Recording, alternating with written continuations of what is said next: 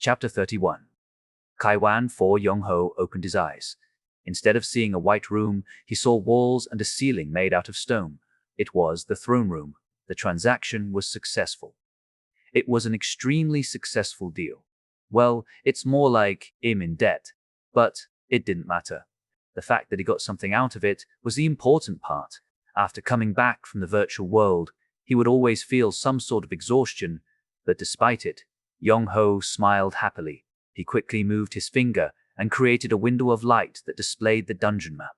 Eligor is currently installing traps with the goblins. Catalina went on a hunt with the kobold salamander, and Treyant are currently guarding the entrance. The spirit of the dungeon informed me of what the spirits were doing. Yong-ho waved his finger again and deactivated the map. When it disappeared, he saw Skull rolling on the ground as always. Catalina left without Skull so that they could protect you while you were in the virtual space. I don't think that's the right way to protect me. But seeing Skull roll around like pebbles was pretty fitting. Skull must have noticed Yong-ho looking at them because they stood up while making cracking noises. The gear and warhammer had strengthening magic on them. A round shield with spikes that had fire and lightning properties. On their waist, they had a sword. Although it wasn't a magic item, they also had a sturdy helmet. No matter how you look at it, Skull had the strongest gear out of everyone in the House of Mammon. Even though they stood up, they didn't approach Yong-ho. They just stood there with a blank expression. Undead monsters have previous lives, since they were created from corpses. Yong-ho suddenly remembered what Eligor said, and observed Skull while touching his chin. What was Skull's previous life like? He was certain that they were human, since their frame was the same as a human. They probably weren't small monsters like a goblin or kobold. Maybe they were a general or a famous warrior. Skeletons were known to be the lowest-ranking spirits, but Skull became a significantly important spirit ever since they started working in the dungeon. During their battle with the orcs, Skull even saved Yong-ho's life by using a powerful weapon. After evolving into a skeleton warrior, they were moving a lot more, so there's a possibility that they learned martial arts in their past life. No way. Yong-ho shook his head. The thought itself made him feel good, but it wasn't realistically possible. Undead monsters, fixed beings.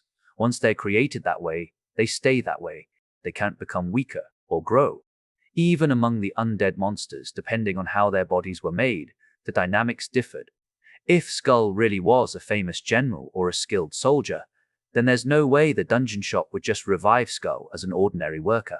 Creating a death knight, no, at least an undead soldier like a skeleton knight, was a much more profitable sale. Maybe a nameless soldier. If not that, then an ordinary person. Anything was fine. Anyways, the Skull that was in front of him was the ace within this house, and unlike the other undead monsters, they were going to continue growing. You're going to be with me until the end. Skull Yong-ho spoke with a smile, and Skull turned its head and looked at Yong-ho. However, instead of reacting to him, they just looked at him. Yong-ho coughed out of embarrassment and straightened his stance. Other owners would have yelled at him, saying it was rude, but Yong-ho wasn't like that. It's because that was just like Skull. Now that I think about it. Yong-ho raised his head up and looked at Skull. If they were going to be together until the end, and if he was going to keep evolving him, wouldn't it be better to make him an official dungeon spirit? The owner and spirits that belonged to the dungeon were connected. If the owner becomes stronger, then the spirit becomes stronger as well, and if the spirit grows, then the owner grows as well. Just looking at Catalina confirmed that it was true. The reason why Catalina was able to become this strong in a short period of time was not only because of the power of evolution, but because Yong-ho, the owner, grew as well. Yong-ho waved his finger in the air again. He asked the spirit of the dungeon, "Is there a limit when it comes to increasing the number of spirits that belong to the dungeon?" Those spirits are connected to the owner of the dungeon. That's why, if the owner becomes stronger, then they're able to increase the number of spirits. According to the information that the dungeon shop provided, owners in the empty part of the southern region usually have 3 to 5 spirits. One must be very cautious when selecting a spirit. It costs a lot to change back a spirit into an ordinary spirit after they've been chosen to become an official spirit of the dungeon. A large cost. Owners losing a part of their mana is the most common case. And the mana that they lose can be a lot more than the mana they've gained through those spirits. If owners lost a lot more than what they've gained, then it was a big cost. Yong-ho touched his chin and asked, "What happens if the owner or the spirit dies? Will it affect the other?" The same applies, and there's a high chance that they may lose a part of their mana. It can greatly affect their mentality too. Spirits that belong to the dungeon are like limbs to the owner. Even if the relationship between the spirit and the owner isn't great, they can't help but feel a sense of loss when one of them dies. Catalina and Eligor belonged to the dungeon before Yong-ho became the owner. That meant that they felt a sense of loss when the previous owners died. They said it's been about a year. Yong-ho momentarily thought about Catalina and Eligor's death. Even though it was just his imagination, it didn't last long. It was a difficult situation. Yong-ho shook his head to get that thought out of his head and focus back on Skull. He asked the spirit of the dungeon, "Is it possible to make Skull an official spirit of the dungeon? Currently, you're able to control up to 4 spirits. So, it's possible to make Skull an official spirit of the dungeon, but there aren't that many instances where owners make undead monsters or spirits that are on a similar level as a skeleton warrior, an official spirit of the dungeon." He had an idea why. There was a limited number of spirits they could assign to their dungeon. Even without the power of evolution, most spirits are able to grow. They could get stronger through training. However, it was impossible for undead monsters. Their existence was fixed. Between spirits that couldn't grow and spirits that could, which would be more efficient? On top of that, a skeleton warrior wasn't a high-ranking undead. He felt that he was slightly tormenting himself. But they were just a bit better than a weak soldier. Out of all the owners within the demon world, it was probably difficult to find an owner that made a skeleton warrior an official spirit. But it didn't matter, because Yong-ho had the power of evolution. Even though Skull was just a skeleton warrior for now, Yong-ho was sure that they would become a high-ranking spirit in the future. Skull spoke up after staying quiet. Yong-ho made up his mind after seeing Skull's reaction, and it was as if they read Yong-ho's mind. He spoke to the spirit of the dungeon. "Make the preparations to make Skull an official spirit. We'll have to use your remaining mana. Will that be okay? The courier from the dungeon shop won't be here until tomorrow. It would be a problem if an enemy invaded during this time, but the possibility of that happening was low." "Understood. We'll begin the process of registering Skull as an official spirit of the dungeon. Close your eyes and relax your body." Yong-ho listened and sat down on the throne. He looked at Skull one last time before closing his eyes. Skull. They still had a blank expression, but they had a trustworthy voice. Yong-ho closed his eyes. They began the registering process. A day passed as usual. The courier of the dungeon shop visited the dungeon before noon. Catalina, Eligor, the other spirits, and Yong-ho handed over the weapons at the entrance and obtained 4 bottles of mana potion. Inside the small box, a letter was included with the potion. It was a handwritten letter from Chwiryong. "Dear valuable customer, the amount of mana 1 bottle will fill is more than the amount that you currently have, but please refrain from drinking more than half the bottle. The entire bottle is the fixed amount, so if you only drink half, you won't see it working properly. I've also added a small additional effect to the potion. It's a secret, but I'm sure it'll help you. Please think of it as a surprise." The explanation was longer than I expected. "I'll pray for your health, valuable customer. The House of Mammon and my valuable customers. Faithful friend, Chwiryong PS. For your information, I'm not in charge of the House of Mammon." From her neat handwriting, it felt like I could hear Chwiryong's seductive voice.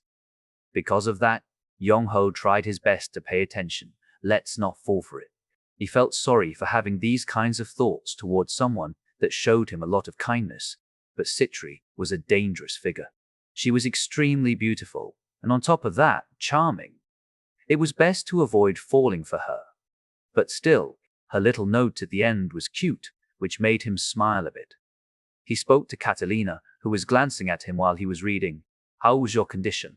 She became slightly flustered at his sudden question, but Catalina answered, as the cold-hearted female soldier that he thought she had given up on it's the best. It must have been true because her tail was wagging behind her. Another answer came from a different figure. Skullily. After becoming an official spirit, Skull became stronger, and as they stood next to Catalina, they shook their head. It felt like their movements became a bit smoother. Catalina bit her lips a bit at Skull's interception. Catalina was being a bit sulky after finding out that Skull became an official spirit, just like her. Is she jealous?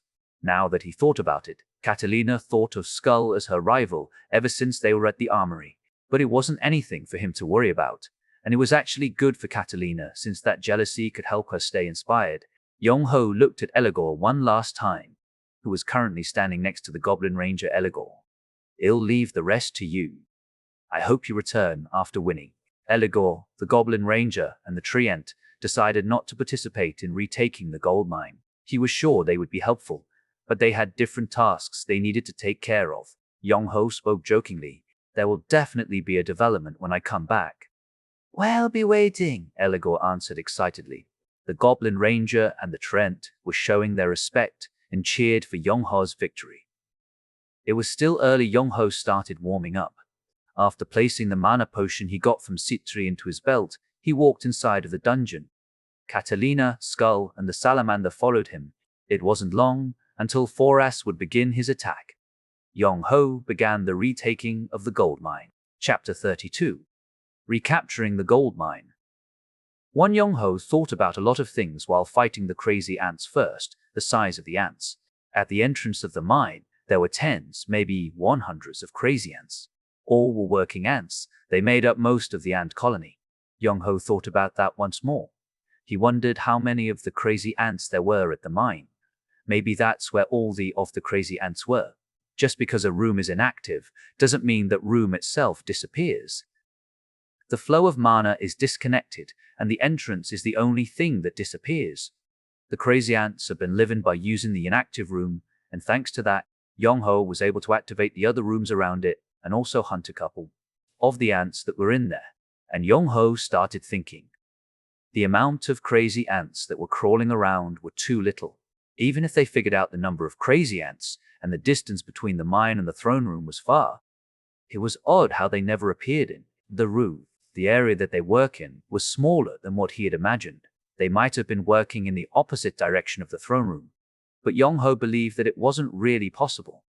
There were two reasons. First, the records of Chwiryong, the king of distortion. The previous owner gave up on retaking the mine, but the owner from 2 generations ago was extremely attached. According to the records that the previous owners wrote, the size of the mine wasn't that big. Since the demon world wasn't perfectly created, it was a gold mine that was created within the dungeon. It was definitely different from the gold mine that's in Yong-ho's homeworld, Earth. The depth of the mine was only 100 meters deep. On top of that, the amount of gold he'll be able to obtain was different than ordinary mines. Lumps of gold were stuck in various areas of the mine. Anyways, according to the record, the room was too small for 10 sounds and ants to be living in. Therese, a possibility that they dug up additional space in the mine, but he didn't think they created a large space. That was connected to the second reason. Secondly, the crazy ants' habits. According to the information that the dungeon shop gave to the spirit of the dungeon, the number of crazy ants ranged anywhere from 10s to 100s. When thinking about the available food and mana, there was a limit to how many of them could live in the mine. One queen ant controls all of the crazy ants, and like the other monsters, depending on their situation, they decided on the number of ants that would live in the mine. If the crazy ants at the entrance of the mine were all of them, there were probably around 200 ants. With that number, it was possible to retake the mine. Even if he had a lot of mana potion, Yong-ho wouldn't be able to do it by himself. But he had the salamander. Yong-ho stopped in front of the room that was located in front of the entrance of the mine. He didn't give them a separate command, but Catalina, Skull, and the salamander got into their fighting stance. While coming here, they went up against 9 crazy ants and slimes. It wasn't that much. It was hard to think that there would be 100s of ants inside the gold mine. Yong-ho waved his finger into the air. The spirit of the dungeon answered. I'll activate the entrance room to the gold mine. Good luck, master. The amount of time it took to activate the room was shorter this time, probably because it was already activated once. A couple seconds later, an ordinary door appeared, just like the other rooms. There was a group of crazy ants beyond this door. He wasn't sure if it was his instincts, but he thought he could hear the ants crawling around in the room. Yong-ho tightened his grip on Aemon and stood on the right side of the door. The salamander stood on the left, as instructed. Catalina and Skull stood in front of Yong-ho and each grabbed a door handle. And after exchanging eye contact, there was no reason to delay any longer. Catalina and Skull opened the door at the same time, and Yong-ho and the salamander kicked off the ground. It was dark again. As soon as they opened the door, the sound of crazy ants crawling around the room filled their ears. Yong-ho only thought about one thing. As soon as he stepped, he raised Aemon into the air and released fire.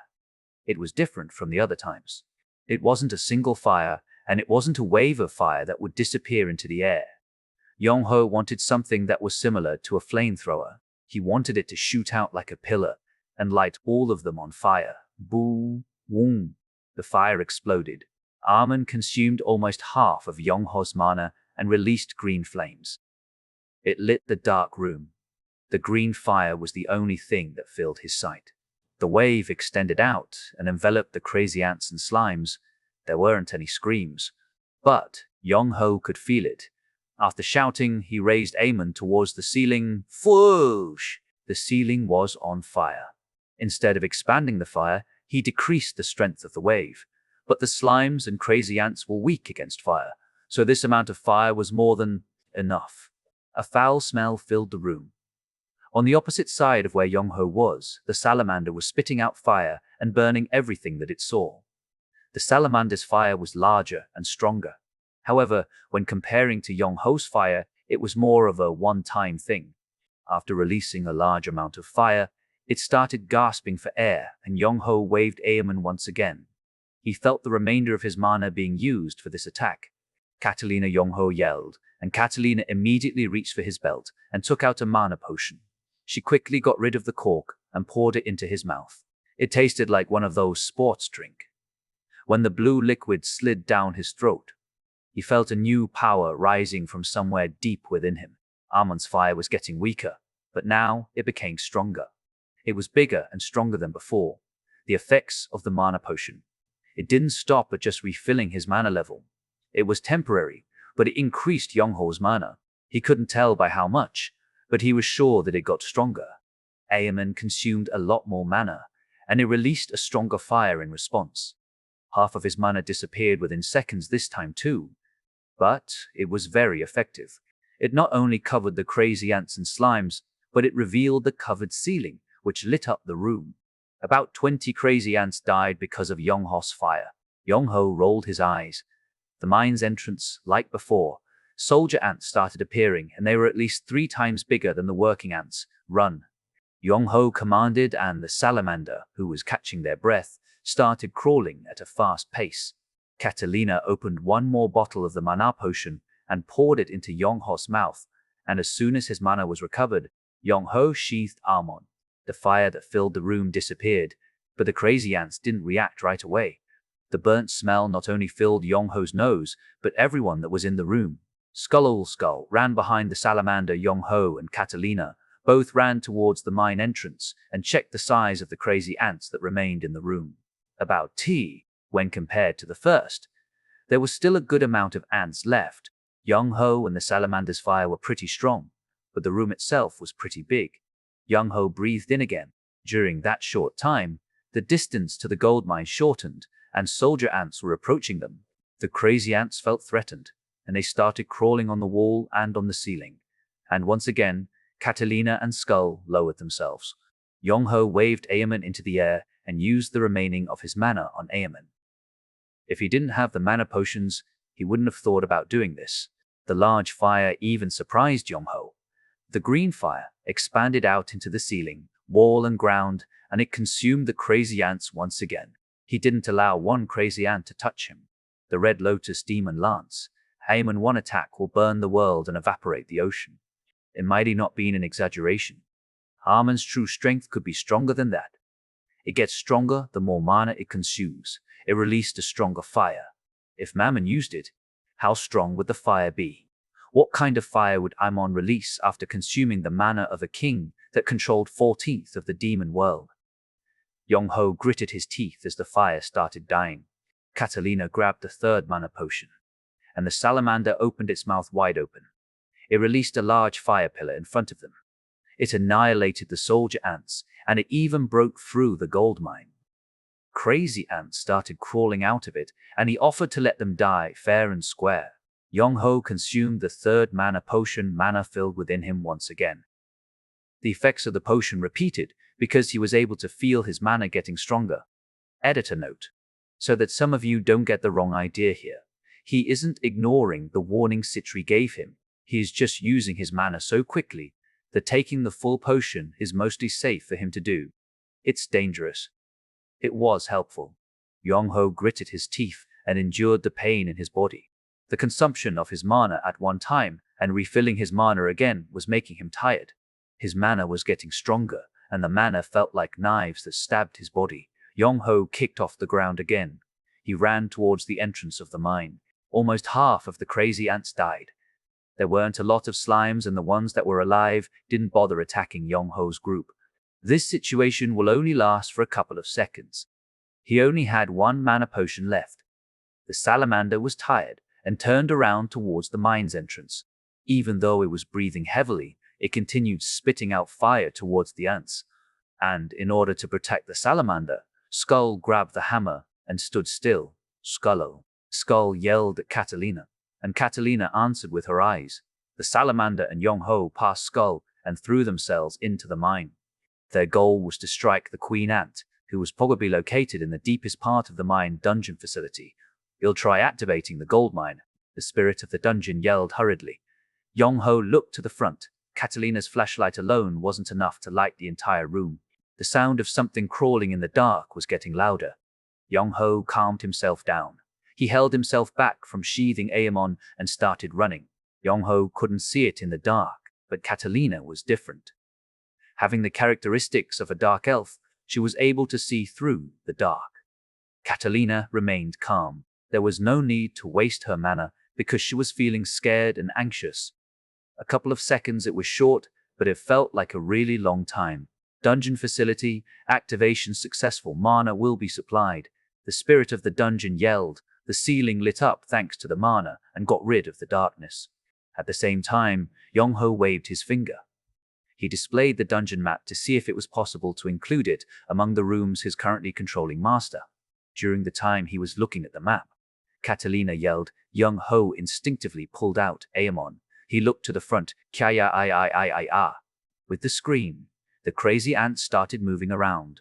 They crawled on the ceiling and walls, while some were charging from behind Yong-ho and Catalina. It was like they were trying to crush them to death. Yong-ho didn't think about it. He grabbed Catalina's waist with his left hand and pulled her into his chest. When the crazy ants covered them, he struck Aemon into the ground. Greed's fiery road. The wave swept the inside of the gold mine, recapturing the gold mine. One end. Chapter 33. Recapturing the gold mine 2. The more he was rushed, the more cold-hearted he became. Because of the additional effect that the mana potion gave, he didn't feel any pain, and instead his senses became sharper. Is it because of the demon's blood, or was it Yong-ho's ability that's been dormant all this time because he never got into a fight when he was in the human world? It didn't matter which side it was. Even when groups of crazy ants started charging towards him, Yong-ho remained calm. When he grabbed Catalina by the waist, the ants were very close. When he pulled Catalina into his chest, the ants were so close that he heard them breathing through their rake-like mouth. Despite this, Yong-ho kept on thinking. As he stabbed the ground with Aemon, the crazy ants started burning above him, and he controlled his mana as he felt their weight. He didn't let it all go because he got excited. The gold mine was a lot smaller than the room outside. He only had one mana potion left, and if he pushed himself with his mana again, then he couldn't guarantee that he'll be able to fight against the queen ant. Like how one dodges the swords that are falling above them. He released the mana. Armin responded. He controlled the fire. It looked like a dragon wind. The fire started from the ground and rose up as it enveloped Yong-ho. The fiery whirlpool burned the crazy ants. He couldn't breathe. He controlled the fire. Instead of releasing the fire, he condensed it. His senses were sharp. Catalina was crouched under him while breathing heavily, and he was able to read her every move. It was as if the fire became one with her, and her body felt it. This entire process only lasted for a couple of seconds. During this short time, Yong-ho trusted his instincts again. The fire that was shooting out in one direction split into two and was released in both passageways. Half of his mana was used. His mana became stronger many times because of the mana potion, and it provided a similar effect to when his mana was maxed out. The inside of the mine was burned. The smell of crazy ants burning filled his nose.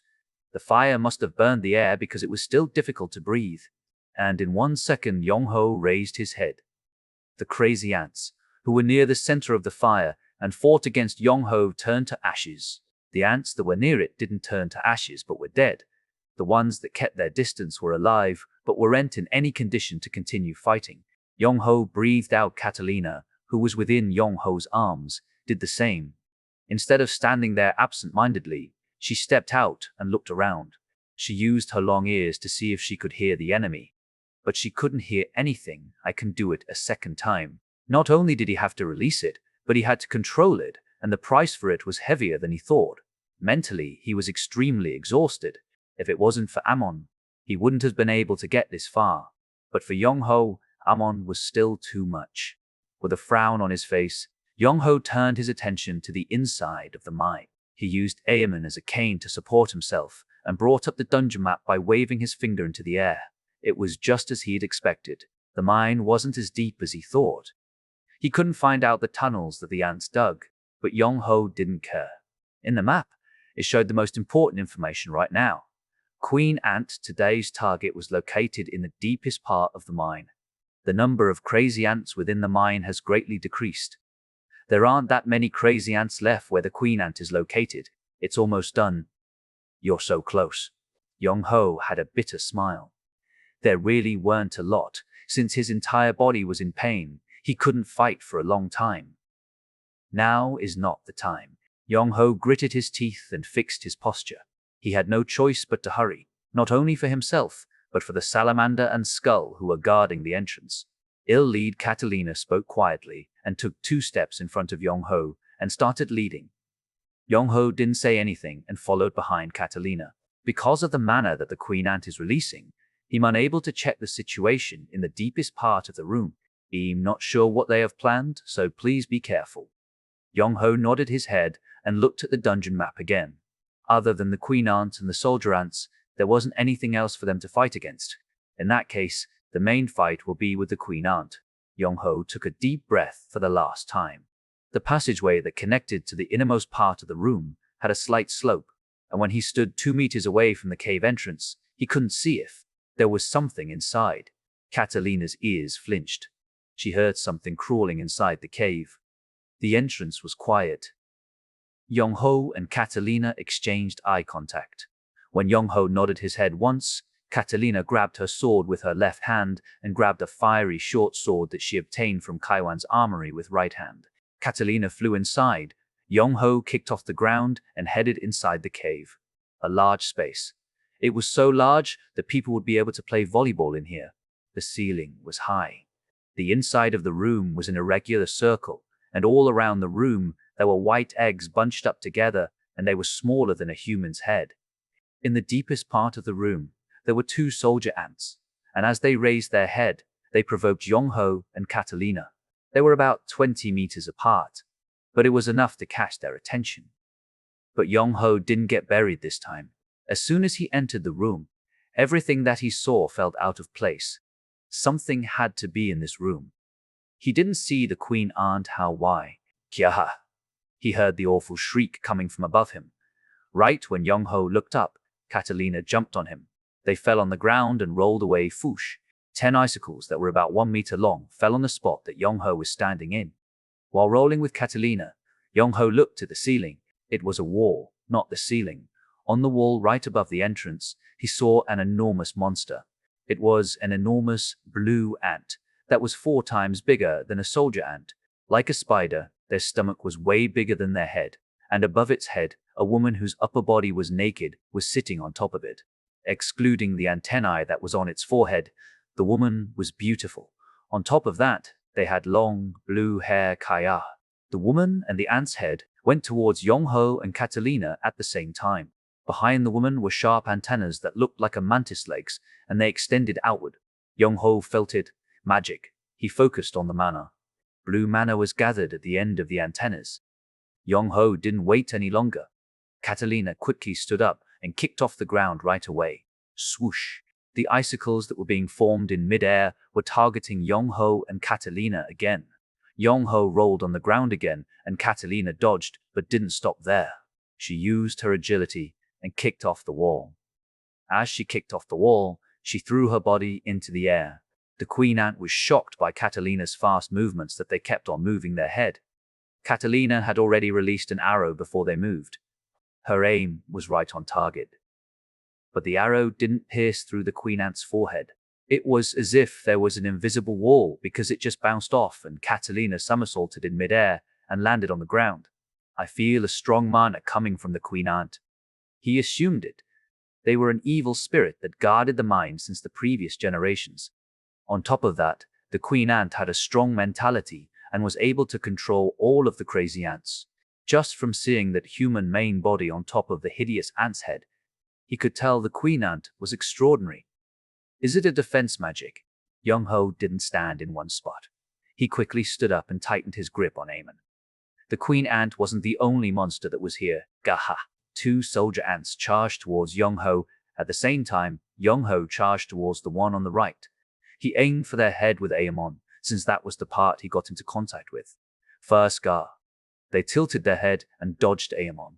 Yong-ho released a part of his mana and released a fireball, and when it blew up beside their head, they released a bizarre sound and twisted their body. And at that moment, Catalina jumped on top of the ant on the left and swung her sword. She completely cut off their head with one attack. She didn't stop there and released an arrow that pierced through the ant that was on the right side, Kia. They were unable to balance themselves. Yong-ho quickly grabbed Amon and targeted their head again. When he felt Amon in the ant's head, he released some fire and burned the inside of their head. It took them a couple of seconds to take down 2 soldier ants. Yong-ho didn't have time to catch his breath and immediately looked at the queen ant, and he stopped without knowing. The queen ant moved towards the ceiling and was looked towards him with spite. But it was just a body that was located on top of its head. The enormous ant was biting off a small girl. It was gross and something he couldn't understand. Where did she come from? Why did the queen ant stop fighting and start eating the girl? She's eating the princess ant and recovering her mana. As soon as the spirit of the dungeon shouted, the queen ant shot icicles again. Yong-ho threw his body and dodged the icicles that were pouring down like rain. It wasn't exactly the cleanest roll, but he was able to dodge them just in time. But that wasn't the end. The queen ant jumped off the wall. She targeted Yong-ho, not Catalina. She was extremely fast. He didn't have the time to think. So as he rolled on the ground, he extended Amon out in front of him. He poured out the remaining mana and created a fiery wave. The wave crashed against the queen ant master. Catalina yelled. Yong-ho saw it within, greed's fiery wave. A defense magic was being created from her head, and it pushed away the fire. As soon as it landed on the ground, the queen ant released a scream, and she started stabbing between the fire with her sharp antennas. The queen ant had the princess ant's blood on their mouth and glared at Yong-ho. There was another princess ant that was stretched out on the queen ant's back, but they couldn't even let out a scream. Clash. The queen ant's mouth was like metal, and it collided with Amon. Yong-ho managed to block it by placing Amon in an upright position and released a painful groan. Even though he somehow blocked her, she was extremely strong. Kaya! The queen ant shrieked as she glared at him. She retracted the antennas and targeted Yong-ho. Ah! Catalina screamed. She distracted the queen ant and released an arrow. After, she quickly jumped on the ant's back. The arrow bounced off the queen ant's head again. But Catalina didn't stop. She couldn't ignore Catalina anymore. Her antennas changed their target to Catalina. She leaped. She leaped so high that she was able to avoid all of the antennas, and she did a somersault in the air. As her head was falling towards the ground, she rotated her body like a spinning top and changed directions. With that, she fell towards the queen ant Silver. The short sword targeted the top of the queen ant's head. She wasn't able to pierce through it because of the defense magic, but she was able to cut off a couple of her antennas. It was like cutting off a human's limbs, and the queen ant started screaming. The head must have been affected too because they started writhing in pain. Catalina didn't land properly because she was too focused on attacking, and she ended up rolling on the ground. Instead of looking at Catalina, Yong-ho looked at the queen ant. When the queen ant's mouth was no longer in front of him, he grabbed Aemon with his right hand. He was out of mana. He didn't have enough time to drink the mana potion that was on his waist. But there was still a way in pouring the dungeon's mana. The spirit of the dungeon poured the dungeon's remaining mana into Yong-ho. Yong-ho gathered them all together again. As he poured all of his mana into Amon, he threw Amon towards the queen ant's body. Green fire, flame, greed's fiery wave. They were 3 meters away, and Aemon flew across. Aemon was enveloped in green flames, which made it look like a falling star. It collided. The green flame became weaker, but it was strong enough to crush their defense magic, and Aemon remained calm. The sharp blade pierced through the queen ant's chest. It was as if the lance had a will of its own because it poured the remaining flame and it blew up within their body. Gyaha. The green flame escaped out of all the holes that the queen ant had. Catalina gulped. Yong-ho didn't turn away and continued watching the queen ant their death. The queen ant's body was stretched out. When one leg gave out, they immediately fell to the ground. The head that had a body attached to it fell to the ground as well. The princess ant, that looked like a girl, was still attached to their back, but they weren't moving, so he wasn't sure if they died or just lost consciousness. Chapter 34. Recapturing the gold mine. 3 mana was the root of a demon family's life. Almost every living being that existed within the demon world had mana, and snatching that was called spirit absorption. Ordinary demons had the ability to absorb spirits as well. However, when they absorb a spirit, the effects weren't all that great. Demon kings were the only ones that could climb up to a higher place by absorbing spirits. If there's a big difference in mana between the king and the spirit, then they won't be able to properly absorb it. But if the spirit is stronger than them, then the king will be able to increase their power by absorbing it. That's why they were the demon king. Since the law of the jungle applied in the demon world, they had no choice but to aim for the top. The number of kings weren't small. When there were many, over 100 kings existed. Just because they're a king, it didn't mean all of them were strong. Out of all of them, there were those that were weaker than ordinary demons. But kings had potential. The reason why they're called kings is possibly because they had the potential to ascend to the throne. Yong-ho opened his hand. He was out of mana, but it didn't matter. He focused on the blue mana that was on the queen ant's forehead. It was as big as a fist, and it looked like a marble as it shined beautifully. That spirit was sucked into the palm of Yong-ho's hand. This was the third. It was different from the first 2. The exhilarating pleasure that he felt was the same, but he felt something else. It was strong. It was a spirit that contained a much stronger power than the first 2. When seeing just the quantity of the mana, it was almost the same as Yong-ho's. There was no such thing as a perfect absorption. Because of that, even after he finished absorbing it, there was no way that his mana would increase by 2 folds. He was sure that it was stronger than the last 2 that he absorbed, but the mana was rough and thick. Saying that it was similar to impurities was the best way to describe it. Yong-ho closed his eyes and released a groan and exclamation at the same time. As the queen ant's spirit was mixed into his mana, he felt something different again. He was able to detect what that was. The quality of the spirit. It was so different from his that the primary had to be thrown away in order to obtain a reasonable strength. But greed didn't allow that. It forced Yong-ho to push to the limits. He forcefully swallowed the power of the spirit. He felt severe pain after feeling pleasure. Yong-ho released a painful groan and twisted his body. But greed didn't stop. And Yong-ho wasn't planning on stopping either. He gritted his teeth and absorbed the spirit. He wasn't going to miss any. He wasn't going to throw away any.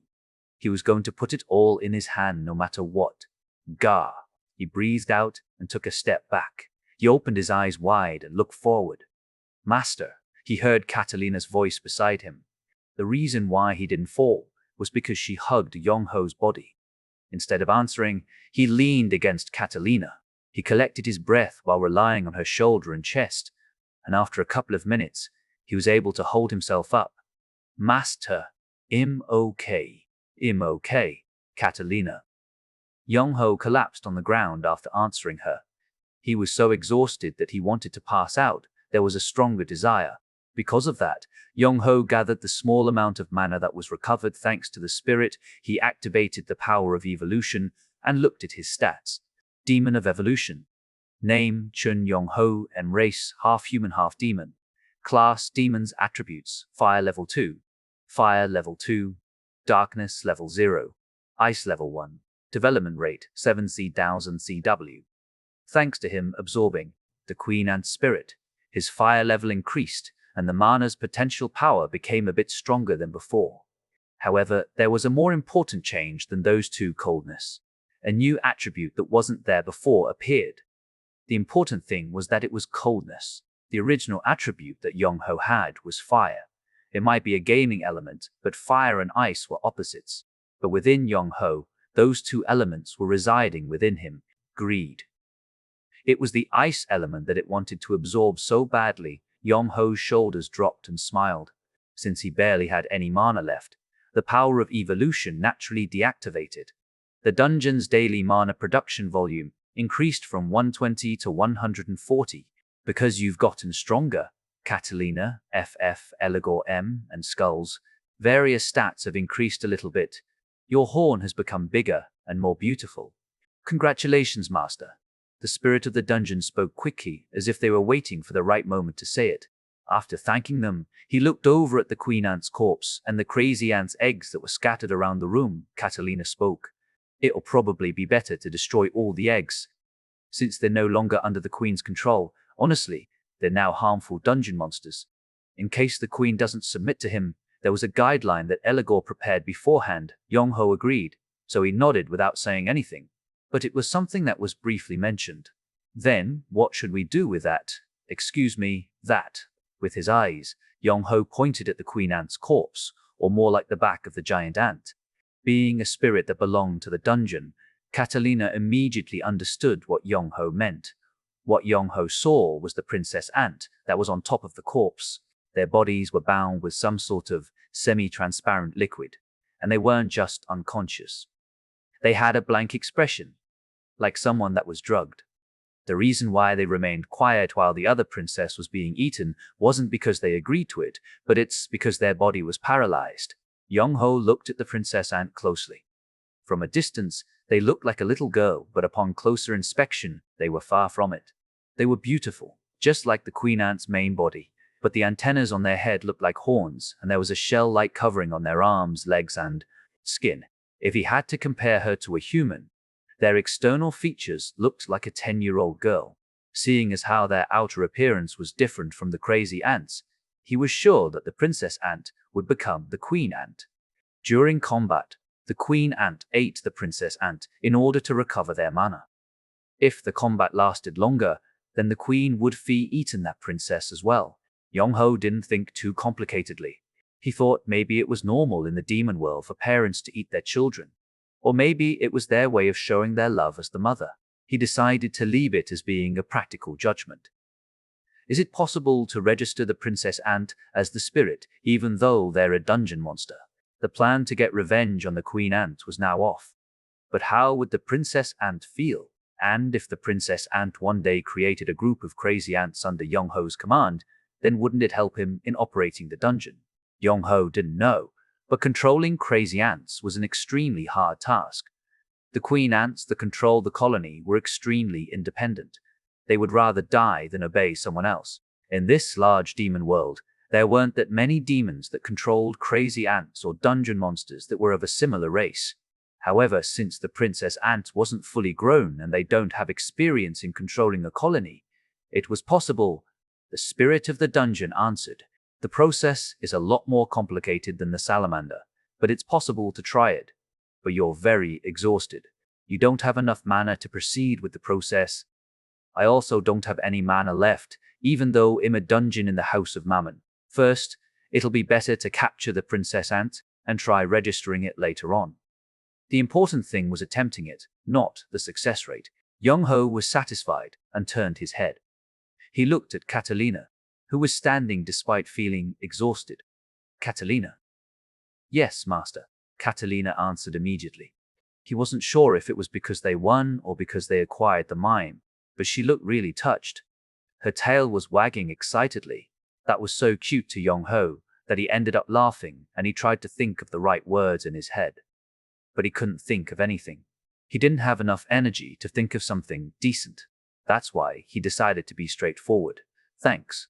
You did well today. You're definitely the warrior of the dungeon. I was just doing my job, Catalina tried to reply calmly. Besides her ears fluttering and her tail wagging, she couldn't contain the smile that was on her face. Yong-ho closed his eyes. He was at his limits. I'll leave the rest to you. Before hearing her answer, Yong-ho ended up lying on the ground. And just like that, he became unconscious. Catalina briefly looked at him and looked around. She was in the room by herself, so she wasn't sure what to do, and carefully approached Yong-ho. She was extremely close, but Yong-ho wasn't moving.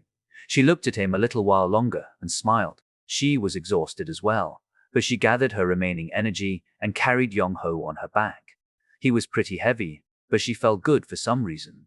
Skull. She heard Skull's voice at the entrance.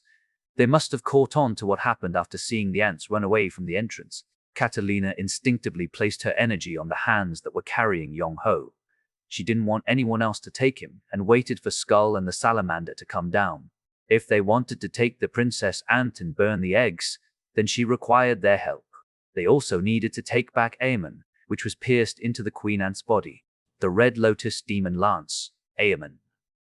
It was the weapon that was also known as Mammon's right arm. Out of the 12 spirits that belonged to Mammon, they were ranked the highest. With one swing, it can burn the heavens and earth and evaporate the ocean. It wasn't exactly like the legend stated, but it was still amazing. If it wasn't for Aemon, then Yong-ho wouldn't have been able to come this far. No, but still, Yong-ho was Aemon's owner. Yong-ho found Aemon, and Aemon acknowledged Yong-ho as their owner, so there was no need to think about them separately. The King of Greed returned just in time. The demon of evolution that will help the House of Mammon rise up again. Yong-ho's breathing was close. His hot breath tickled her neck. Catalina slightly pursed her lips while waiting for Skull. She tried to contain her smile again, recapturing the goldmine 3N. Chapter 35. Reorganization. 1. The sky and the ground was filled with darkness. The dungeon shop's virtual space used to be all white, but now it was the complete opposite. Black darkness. The light was blocked out, so nothing could be seen within this space. There was no sound. A heavy silence was the only thing that filled the room. It was an extremely special space. All of their senses will be disabled to those that enter this space. They couldn't see, hear, or touch anything. That's why it was comfortable. If they could endure being in solitude for a long time, if they could deeply fall into it by being alone. Unfortunately, most living things have difficulty doing that. Chitri was someone that would be able to endure it, but she didn't like being in this room for a long time. Chitri liked the feeling of a soft blanket that's been dried in the sun. She liked the warmth that a person's body had, and loved the sound of nature that tickled her ears. She felt happy when the wind blew against her skin once in a while. But still, Chitri came to this room sometimes. There are times when she would think about the past whenever she entered this space. The demon world's history was long. The citizens of the demon world didn't know the history of the dungeon shop, how old the dungeon world was, and how it all started. Honestly, there weren't that many that were interested. But there was one truth that they did know, the absolute being of the demon world. They were an absolute being that the description, demon god, was the only one that described them perfectly. That kind of figure existed. They're not here now, but they definitely existed in the past. 7 deadly sins and 7 superhuman strengths. There were 14 tokens, and they were known as the 7 deadly sins and the kings of 7 wonders. The figure that gathers all of them will become an absolute being. They'll become the true king of the demon world. It's an old legend. Among the demons, there were those that naturally obtained the 7 deadly sins. The power of the sins were their root, and they would reign over the other demons, and by possessing a part of the demon world, they created their own kingdom. It was obvious that the 7 superhuman powers would fall into the hands of the demons that had the powers of the 7 deadly sins. The kings that had the power of the sins repeatedly participated in wars. There were those that only had superhuman powers, and they would participate in the war among the kings. An absolute being didn't appear. No one was able to gather the seven deadly sins together, and none could combine the superhuman powers into one. But there was one that was close, the king of greed, Mammon. Within the long history of the demon world, that powerful being built a strong force. Out of the seven deadly sins, Mammon collected 3. Out of the 7 superhuman powers, they obtained 4. They were able to reign over 14th of the demon world, and they had about 100 dungeons, the strongest being in the demon world. But in the end, they couldn't rise up to become an absolute being. Mammon suddenly died, and the kingdoms that were under him crumbled down like sandcastles because the other kings invaded them. The greed's labyrinth was Mammon's true nature and the biggest dungeon, but the other kings destroyed it. Other kings ended up obtaining the 4 superhuman powers that he acquired, and greed disappeared within the demon world. Mammon's forces quickly collapsed. There were 12 spirits that were known as Mammon's spirits, and many of them lost their lives. Those that survived didn't show themselves to the world. The dungeons that Mammon reigned over fell into others' hands. The kings separated Mammon's land and claimed it as their own, but before they completely finished doing that, a new war started amongst them. The king of greed, that was directly related to Mammon, took over, and thanks to the tense war among the other kings, they survived. However, they didn't have greed's power. On top of that, the king's superhuman power ran out. Greed's power didn't appear to the future generations. The House of Mammon was slowly collapsing, and they almost lost all of their dungeons and spirits. The only thing that was left within the House of Mammon was an old, rusty dungeon that Mammon himself built. Because of that, out of all the dungeons that have been recorded in the demon world's history, this dungeon was in the top 10. It was very interesting. The House of Mammon collapsed, and that's why they were able to survive. Greed was on the 7 deadly sins, and out the 7 superhuman powers, the House of Mammon didn't have any of them, so they weren't much of a threat to the other kings. The other kings were waiting for the House of Mammon to collapse, and it was nothing more than a small, useless family to them. That's what Chwiryong's thinking. A light smile appeared on Citra's face. She opened her eyes in the darkness. She couldn't see anything, but it didn't bother her. Recently, there have been 6 kings that were reigning over the demon world. 5 kings had the power of the 7 deadly sins, as well as a superhuman power, and there was 1 king that didn't have the power of the 7 deadly sins, but did have a superhuman power. The 5 kings were pride, envy, gluttony, wrath, and lust. The one other king was violence. The king of sloth had the power of the 7 deadly sins, as well as a superhuman power, but they didn't create a group of forces. Just like their title, they hid within the shadows and didn't do anything. That's why there were 6 kings that were reigning over the demon world. 6 forces. None of the kings knew. No one knew the truth. It wasn't about how a new demon appeared and the fact that they had greed's power. It was something else. Something more important than that. Citri hugged her body. Since it was a room that cut off all senses, she couldn't feel anything. Warmth, of course, didn't exist. Despite that, Citri hugged herself. She reminisced about the past while thinking about the present. The king of evolution, Chwiryong, had greed's power. When will he visit again? Will he be able to inherit Mammon's glory? Citri closed her eyes again. She escaped the present and immersed herself into the bitter and sweet memories a long time ago. She went back to the time when Mammon, the king of greed, was alive. It wasn't always great to wake up from a deep sleep. His head would either feel lightheaded or he would feel pain as soon as he woke up. Chwiryong blinked his eyes with a blank expression. He couldn't finish his thought about how has been waking up like this pretty often lately, so he looked up at the ceiling and had sort of a difficult time swallowing his spit. He was thirsty, and because of the sleep in his eyes were hurting. When he sat up, he let out a groan without knowing. He wasn't sure how long he was in bed, but his back and waist were in pain. He turned his head. He saw Catalina. They weren't in bed lying next to each other naked. Catalina was crouched below the bed and was falling asleep in that position. Her forehead was leaning against the bed. Yong-ho looked at Catalina for a moment and looked around the room again. He was looking for the water jug. And that's when, with an odd sound, Catalina quickly raised her head. He wasn't sure whether she was having a nightmare or if she woke up from Yong-ho's groan. But she was like a student that suddenly woke up while falling asleep in class. "Hi, I, I wasn't sleeping. I wasn't sleeping, Catalina instinctively replied when Yong-ho greeted her, and she seemed surprised by her own reply that she became flustered. There was no need to see her fluttering ears or her tail that was wagging. Seeing the trace of saliva along her lips was already enough.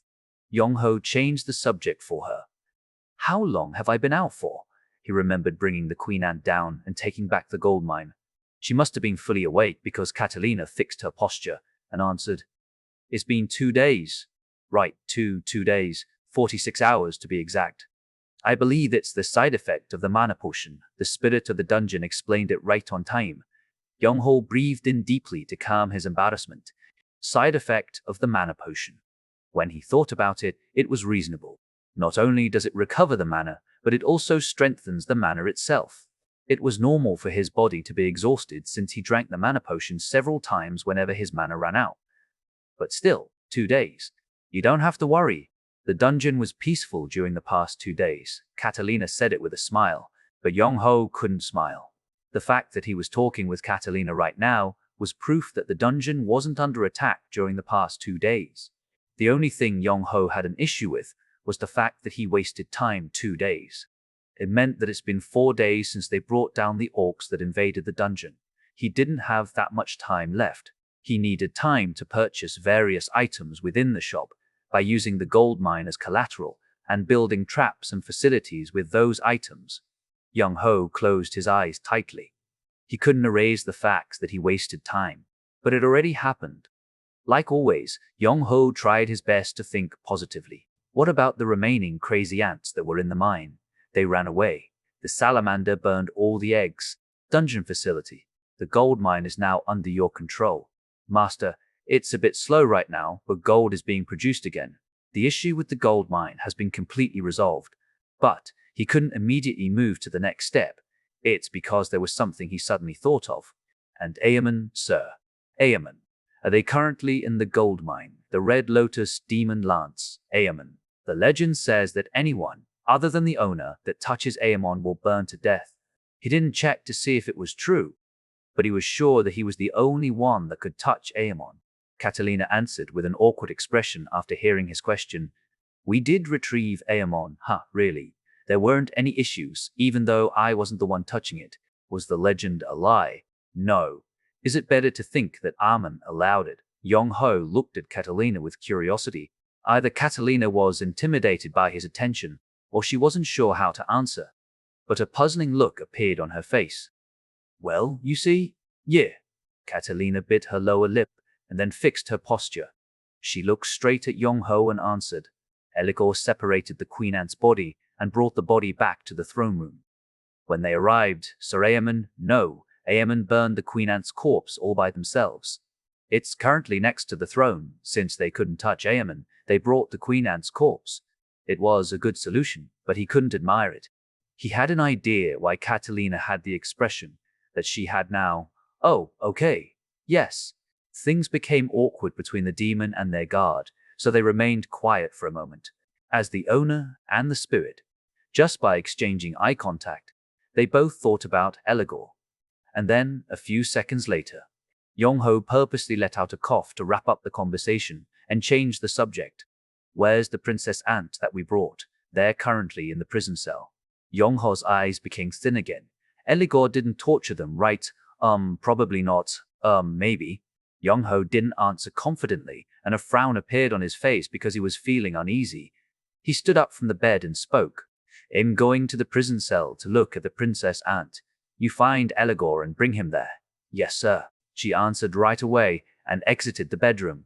Yong-ho drank the water right out of the water jug and poured the remaining on his face to somewhat wash his face. He quickly headed towards the prison cell. Eligor and the goblins were busy with construction work. The salamander, skull, and treant were guarding the entrance, so the space between the prison and Yong-ho's bedroom was completely empty. However, since it was a prison, there was one spirit that acted as the ward, Wolf. When he arrived, the kobold that was crouched in the corner quickly stood up. They must have been playing some sort of game because pebbles were rolling around their feet. Yong-ho acknowledged them by waving his hand and entered the prison. The bars were made from the bamboo that was left over from making the lance. and beyond the bars, he saw the princess ant. The princess ant looked like a little girl, and seeing them curled up in the corner made him feel bad. They seemed extremely tired because they were sleeping without moving much, and a frown appeared on Young-ho's face. Since he didn't really know how the crazy ants lived, he wasn't so sure if this kind of treatment was okay. But in the human world, this was terrible treatment. Their kingdom collapsed within a day, their mother almost ate them, and their sister died because the queen ant ate them. The queen ant controls the colony, so if they're gone, then the self-concept within them disappears. The queen ant thinks of those ants as nothing more than their hands and feet. The princess ant is excluded from this. Because of that, the queen ant used the princess ant in order to recover their mana. Other than the fact that she was scared of being eaten, the princess ant in the cell doesn't remember much. The spirit of the dungeon softly spoke as if to mend Young-ho's heart. Young-ho nodded his head, and the one that subdued the crazy ants was Young-ho himself. It was an unfortunate situation, but there was no need to be deeply immersed in it. Can we try registering them as a dungeon spirit right now? It's possible, but I think it's still too early. In order to register a dungeon monster into a dungeon spirit, there is a need for them surrender. Currently, the princess ant is half unconscious, so it's not impossible to forcefully register them as long as we use a good amount of mana. But there is a high chance that it may be extremely inefficient. I believe it'll be more efficient by keeping them in the cell for a couple days more and try registering them then. It was disappointing, but it was understandable. His battle with Forest was getting closer, so he couldn't just waste his mana. Even if he did register the princess ant as a spirit, there was nothing he would gain from it, so it was right to wait for the time being. But he wasn't planning on neglecting them completely. While keeping his eyes on the princess ant, he activated the power of evolution, reorganization 1 end. Chapter 36. Reorganization 2. Edited by Sebastian Tanam. 4F. Race position: Crazy Ant.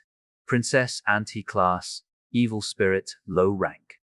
Maybe it's because they haven't been registered as a spirit, but when compared to the goblins that he saw for the first time at the virtual space, there were a lot of sections that weren't shown. They're definitely a kid. Since they were a young princess, their potential related to development was quite low. However, they had a lot of development roots, and since their current skills were really low, their growth rate was pretty big. What's emotion? He had an idea, but it wasn't convincing enough. Young-ho waved his finger into the air and checked each other development route of the princess ant. There was a bit of a difference, but above the princess ant that currently looked like a 12-year-old, there was a silhouette of a girl that was slightly more mature. Will she grow up once she evolves? There must be a development route after she evolves, because there were 2 boxes of light above the princess ant's head. He could probably confirm it after registering them as a spirit.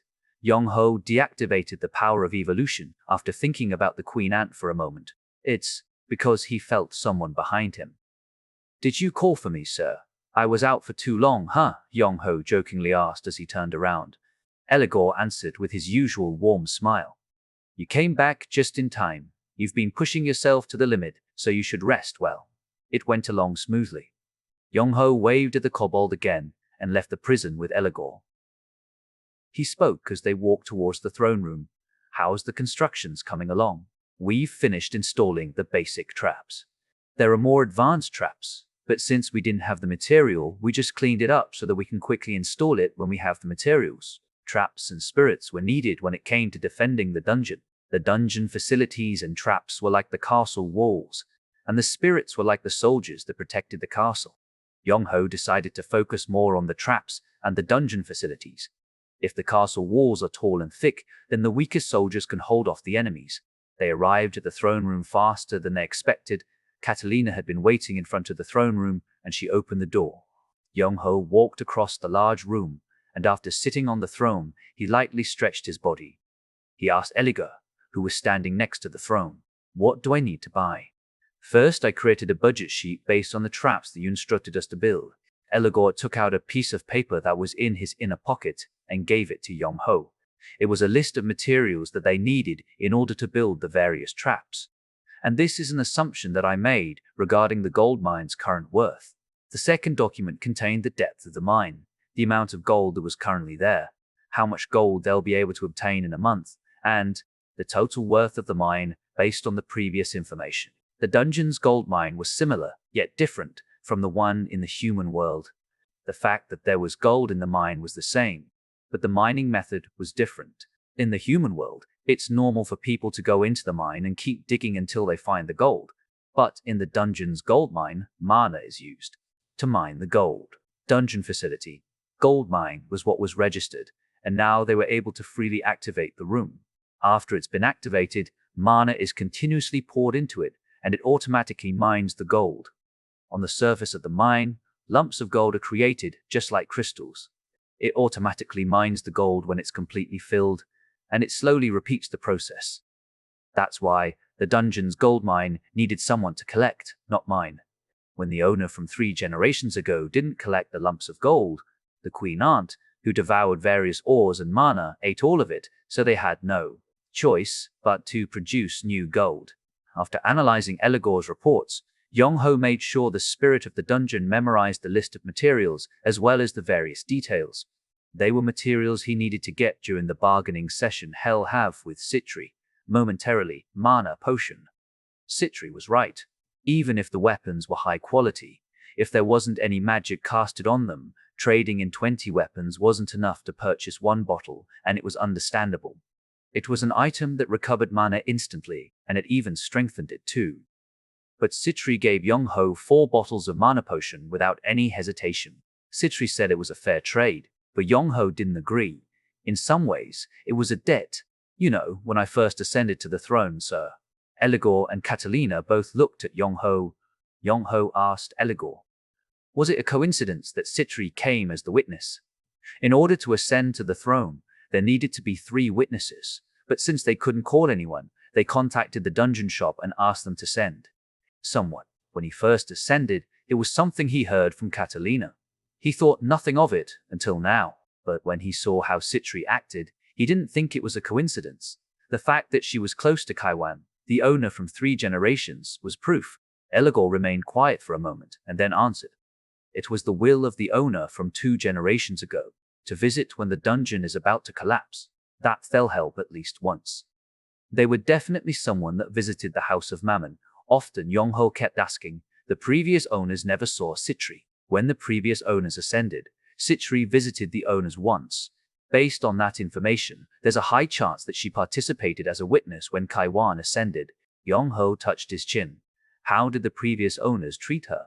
They didn't treat her in a special way. From what I know, when they visited the virtual space to trade, they never saw her. The previous owner and the owner before that were walking down road to ruin. Did Citri not help those 2 owners? Citri expressed her emotions regarding Kaiwan. In Yong-ho's eyes, the emotion that she had was a form of attachment. Kaiwan, the owner from 2 generations ago, and the previous owner, Yong-ho himself. Yong-ho organized his mind. He hit the handle of the throne and spoke. Great, they say to strike while the iron is hot. Shall we get started? When he spoke cheerfully, a bright expression appeared on Catalina and Eligor's face. Out of the 2, Yong-ho kept his eye on Eligor. But before that, Yong-ho closed his eyes, and instead of connecting to the virtual space, he stood up. He placed his hand on top of Eligor's shoulder. I said I'd de-evolve you when I came back. Right, Yong-ho activated the power of evolution. Eligor's development slowly filled up, but it was finally at 100. Eligor looked at Yong-ho with a nervous look and replied in a slightly quiet tone. I ask that you develop my stamina, your reason. My body has been aching lately. Yong-ho smiled at his realistic yet practical reason. Catalina, who experienced it twice, looked at Eligor excitedly. Close your eyes and just relax. Eligor closed his eyes and relaxed his body. Yong-ho grabbed Eligor's shoulder and gathered the mana in Catalina. Her gleaming eyes disappeared when she noticed that something was odd. She slightly opened her eyes. Yong-ho closed his eyes as if he was trying to ignore it. He poured the power of evolution into Eligor. Yong-ho opened his eyes. Since he visited the virtual space several times, it felt familiar to him. Oh, but when he looked around, he couldn't find Citri. An infinite white space was the only thing that was here. We welcome you to the dungeon shop's virtual space. Please select your desired trade. Letters of light that he's never seen before appeared before him. Yong-ho kind of hesitated for a bit because the message sounded like something he saw at an ATM machine, but he turned his attention to the list under it, and in that moment, the letters of light split into two and a darkness appeared. It looked as if a savage beast used their claw to cut apart a white, Korean traditional piece of paper. Citri appeared within, between the dark space, and when she entered the white space, the darkness disappeared completely, as if it never existed. Valuable customer, you should have contacted me ahead of time. A bitter smile appeared on his face when he heard Citrus criticizing words. Is there a way for me to contact you? Let's see. If I'm in charge of the House of Mammon, then I should have provided you a way to contact me. Citri replied with ease as she flicked her finger. A comfortable chair appeared behind Yong-ho and Citri. It's nice to see that you're safe. Have you recaptured the gold mine? I've succeeded thanks to you. Then I guess you're here to do a trade. Their conversation flowed naturally. Maybe it's because he's seen her a couple of times, but Yong-ho was able to remain calm in front of her. I would like to purchase some items by using the gold mine as collateral. Also, I want to pay the proper amount for the mana potions. Citri didn't answer right away. She slightly opened her eyes, as if she was looking into Yong-ho's mind, and looked at him. She spoke with a faint smile on her face. I guess you really liked it. Yong-ho didn't disagree. The mana potion was extremely useful. The fact that it recovered mana within seconds was more important than how it strengthened it. When he thought about how Ammon released a stronger fire, the more mana he had, it was a special item that helped increase Yong-ho's fighting strength, and he received 4 of those. He was unsure of his relationship with Citri, so the 4 bottles of mana potion was dead. Citri stretched her shoulders. It is important to properly recognize an item's worth if you were trying to obtain it based on desire. I don't think I can properly call it greed. I've said this in the beginning, but I'm starting to like you even more. Kaiwan was the same. That sharp child wasn't different. Citri didn't reminisce. She looked at Yong-ho in the present. But like I've explained on that day, it was a fair trade, and it was a piece of information that was more important than you think. So, don't worry about it. I won't be providing you with mana potions from now on anyways. Citri straightened her back after being straightforward. She immediately changed the subject. Let's talk about the gold mine. I'm sure you've obtained information about the mine's current worth, right? Currently, we've estimated it to be worth about this much. Yong-ho also didn't show any regrets. He waved his finger into the air and showed Citri the information he asked the spirit of the dungeon to memorize.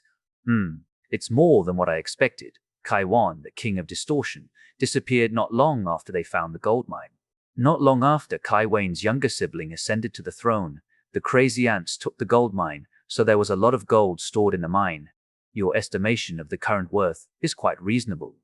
But you can't purchase items with the current estimation. There will be a slight calculation, and we have to actually inspect it from our side as well. A pawn shop, where they would lend you money based on the item's worth, didn't exist. In terms of stability, the House of Mammon's current gold mine wasn't the best because they had to prepare themselves to guard the dungeon soon. Within moments, Eligor's calculation regarding the worth of the mine dropped by almost half, but Yong-ho didn't care. After accepting the fact that it was within the expected range, he raised his finger again and spun it in the air. These are the items that I would like to purchase. The list had materials that Eligor requested for the traps, and it also had various items to help them live in the dungeon. You still have a lot of money left. Will you be using the remaining to purchase a spirit? Of course he was thinking about purchasing a spirit, but there was something else he had to purchase before that. Yong-ho leaned forward a bit. The distance between him and Citri closed a bit, and he spoke. I want to purchase information. Are you talking about Foras information? Citri asked right away, as if she was really interested. Yong-ho pulled his body towards the back of the chair. He definitely wanted to know about Foras and their spirits. But what Yong-ho wanted was something more basic than that. Why is Foras trying to attack the House of Mammon? What's causing his movements? That's what I want to know. The House of Mammon was pretty weak when the last 2 owners were alive, but Foras didn't do anything then. So, why were they making their move now? Was it simply because the owner died and the shield weakened? The imp explained that if the orcs failed, then they'll bring an actual army and attack the House of Mammon's dungeon. Forers made a firm decision, and there had to be a reason as to why they were making their move. Citri slightly opened her eyes again. A long grin appeared on Citra's face as she looked at Yong-Ho Reorganization 1 End. Chapter 36, Reorganization 2, edited by Sebastian Nam, Mini 5 R race position, Crazy Aunt Princess Anti-Class, Evil Spirit low rank. Maybe it's because they haven't been registered as a spirit. But when compared to the goblins that he saw for the first time at the virtual space, there were a lot of sections that weren't shown. They're definitely a kid. Since they were a young princess, their potential related to development was quite low. However, they had a lot of development roots, and since their current skills were really low, their growth rate was pretty big. What's emotion? He had an idea, but it wasn't convincing enough. Yong-Ho waved his finger into the air and checked each other development route of the princess ant. There was a bit of a difference, but above the princess ant that currently looked like a 12-year-old, there was a silhouette of a girl that was slightly more mature. Will she grow up once she evolves? There must be a development route after she evolves, because there were 2 boxes of light above the princess ant's head. He could probably confirm it after registering them as a spirit. Yong-Ho deactivated the power of evolution after thinking about the queen ant for a moment. It's because he felt someone behind him. "Did you call for me, sir? I was out for too long, huh?" Yong-Ho jokingly asked as he turned around. Eligor answered with his usual warm smile. "You came back just in time. You've been pushing yourself to the limit, so you should rest well." It went along smoothly. Yong-Ho waved at the kobold again and left the prison with Eligor. He spoke as they walked towards the throne room. "How's the constructions coming along?" "We finished installing the basic traps. There are more advanced traps, but since we didn't have the material, we just cleaned it up so that we can quickly install it when we have the materials." Traps and spirits were needed when it came to defending the dungeon. The dungeon facilities and traps were like the castle walls, and the spirits were like the soldiers that protected the castle. Yong-Ho decided to focus more on the traps and the dungeon facilities. If the castle walls are tall and thick, then the weakest soldiers can hold off the enemies. They arrived at the throne room faster than they expected. Catalina had been waiting in front of the throne room and she opened the door. Yong-Ho walked across the large room, and after sitting on the throne, he lightly stretched his body. He asked Eligor, who was standing next to the throne, "What do I need to buy?" "First, I created a budget sheet based on the traps that you instructed us to build." Eligor took out a piece of paper that was in his inner pocket and gave it to Yong-Ho. It was a list of materials that they needed in order to build the various traps. "And this is an assumption that I made regarding the gold mine's current worth."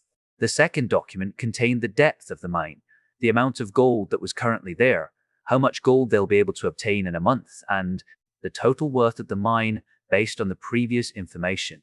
The dungeon's gold mine was similar, yet different, from the one in the human world. The fact that there was gold in the mine was the same, but the mining method was different. In the human world, it's normal for people to go into the mine and keep digging until they find the gold, but in the dungeon's gold mine, mana is used to mine the gold. Dungeon facility, gold mine was what was registered, and now they were able to freely activate the room. After it's been activated, mana is continuously poured into it, and it automatically mines the gold. On the surface of the mine, lumps of gold are created, just like crystals. It automatically mines the gold when it's completely filled, and it slowly repeats the process. That's why the dungeon's gold mine needed someone to collect, not mine. When the owner from 3 generations ago didn't collect the lumps of gold, the queen ant, who devoured various ores and mana, ate all of it, so they had no choice but to produce new gold. After analyzing Eligor's reports, Yong-Ho made sure the spirit of the dungeon memorized the list of materials as well as the various details. They were materials he needed to get during the bargaining session he'll have with Citri. Momentarily, mana potion. Citri was right. Even if the weapons were high quality, if there wasn't any magic casted on them, trading in 20 weapons wasn't enough to purchase 1 bottle, and it was understandable. It was an item that recovered mana instantly, and even strengthened it too. But Citri gave Yong-Ho 4 bottles of mana potion without any hesitation. Citri said it was a fair trade, but Yong-Ho didn't agree. In some ways, It was a debt, when I first ascended to the throne, sir. Eligor and Catalina both looked at Yong-ho. Yong-ho asked Eligor, was it a coincidence that Citri came as the witness? In order to ascend to the throne, there needed to be 3 witnesses, but since they couldn't call anyone, they contacted the dungeon shop and asked them to send someone. When he first ascended, it was something he heard from Catalina. He thought nothing of it until now, but when he saw how Citri acted, he didn't think it was a coincidence. The fact that she was close to Kaiwan, the owner from 3 generations, was proof. Eligor remained quiet for a moment and then answered, it was the will of the owner from 2 generations ago, to visit when the dungeon is about to collapse. That they'll help at least once. They were definitely someone that visited the House of Mammon often, Young-ho kept asking. The previous owners never saw Citri. When the previous owners ascended, Citri visited the owners once. Based on that information, there's a high chance that she participated as a witness when Kaiwan ascended. Young-ho touched his chin. How did the previous owners treat her? They didn't treat her in a special way. From what I know, when they visited the virtual space to trade, they never saw her. The previous owner and the owner before that were walking down road to ruin. Did Citri not help those 2 owners? Citri expressed her emotions regarding Kaiwan. In Yong-ho's eyes, the emotion that she had was a form of attachment. Kaiwan, the owner from 2 generations ago, and the previous owner, Yong-ho himself. Yong-ho organized his mind. He hit the handle of the throne and spoke. Great, they say to strike while the iron is hot. Shall we get started? When he spoke cheerfully, a bright expression appeared on Catalina and Eligor's face. Out of the 2, Yong-ho kept his eye on Eligor. But before that, Yong-ho closed his eyes, and instead of connecting to the virtual space, he stood up. He placed his hand on top of Eligor's shoulder. I said it'd evolve you when I came back, right? Yong-ho activated the power of evolution. Eligor's development slowly filled up, but it was finally at 100. Eligor looked at Yong-ho with a nervous look and replied in a slightly quiet tone. I ask that you develop my stamina. Your reason? My body has been aching lately. Yong-ho smiled at his realistic yet practical reason. Catalina, who experienced it twice, looked at Eligor excitedly. Close your eyes and just relax. Eligor closed his eyes and relaxed his body. Yong-ho grabbed Eligor's shoulder and gathered the mana, and Catalina, her gleaming eyes disappeared when she noticed that something was odd.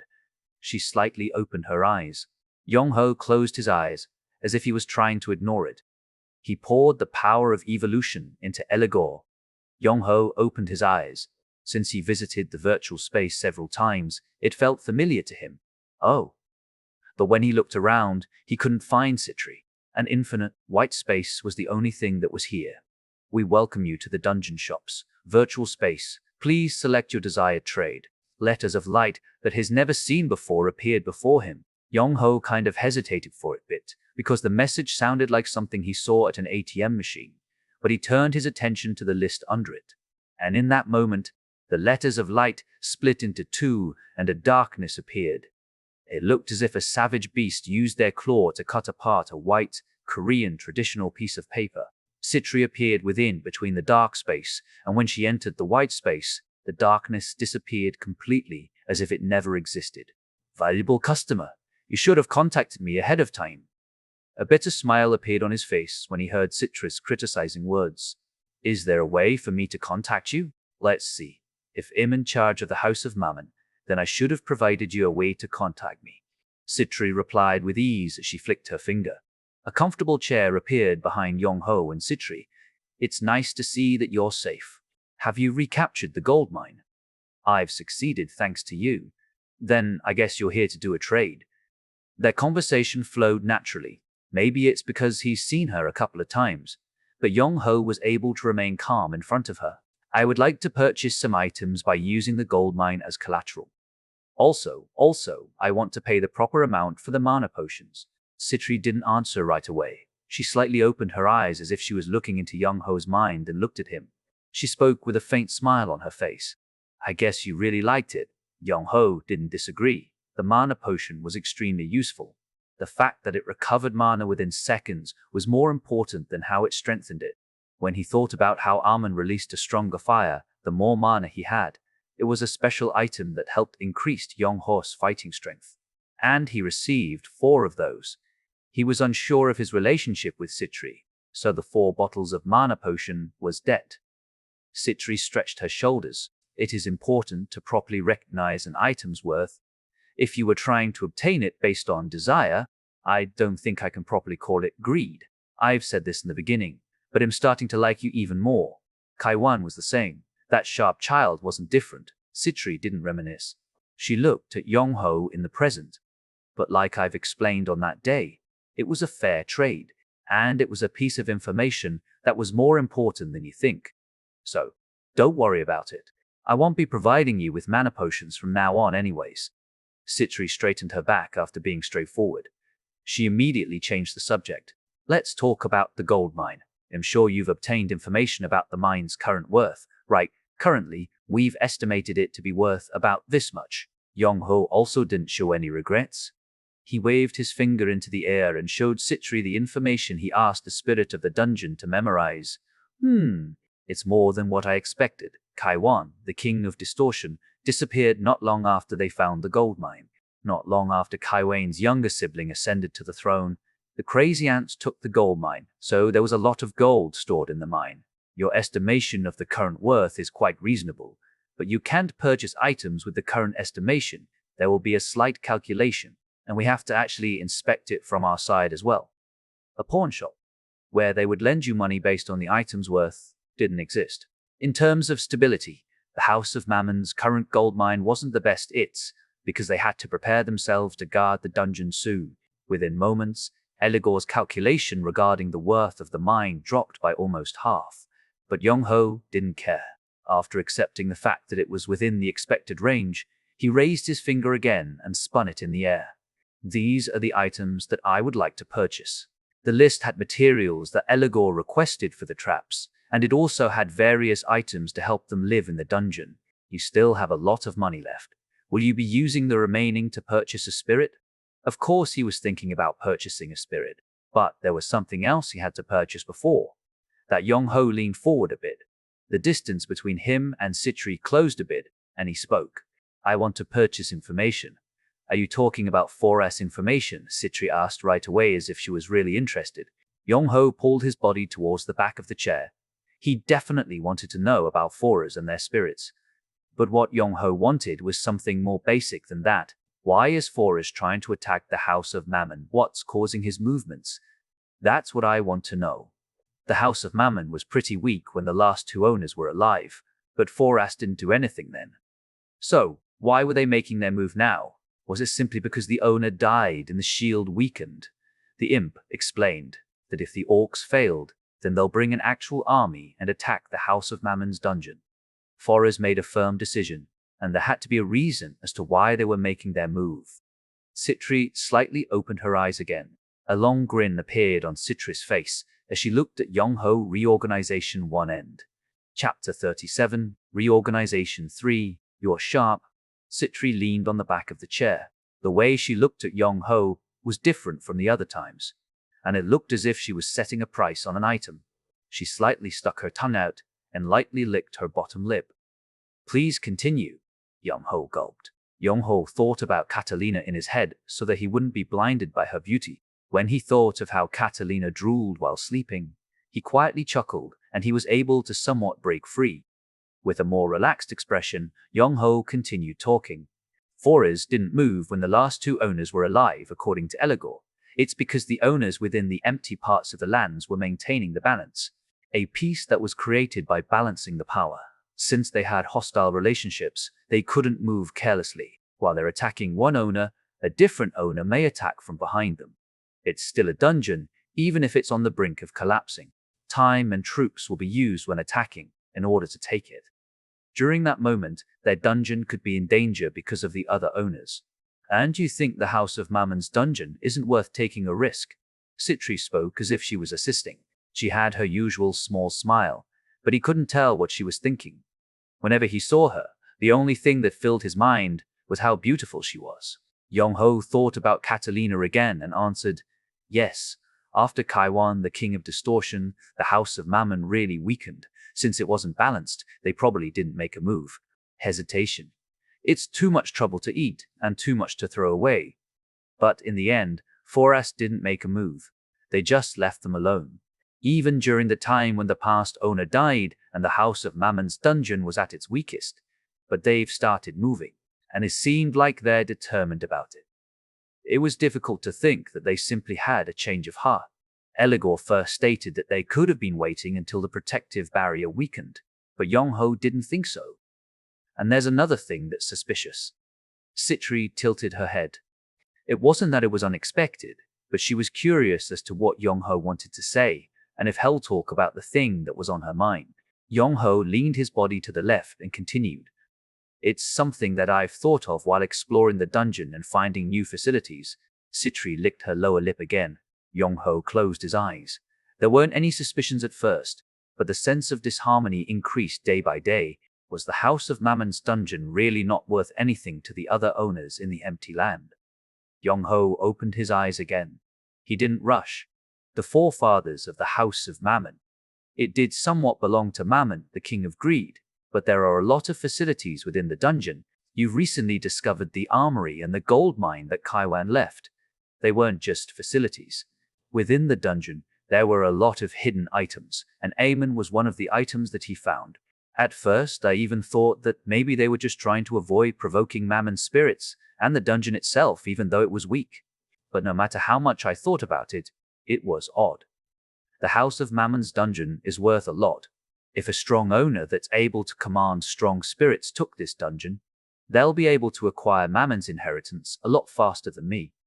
But no one wants the House of Mammon. Citri smiled brightly and commented. Yong-ho nodded his head.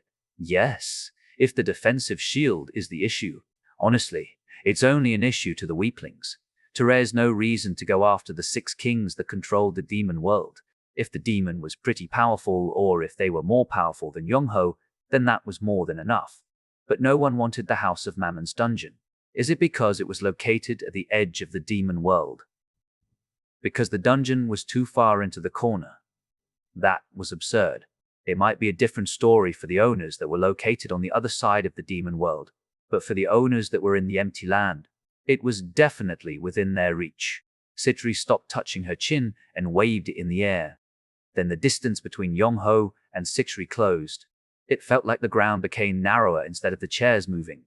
They were so close that their knees were touching. Citri bent forward a bit and whispered a question, as if she was talking about a secret. Have you tried discussing it with Eligor? Not yet. Citri waved her finger again. Then Citri's chair spun around and it became one with Yong-ho's chair.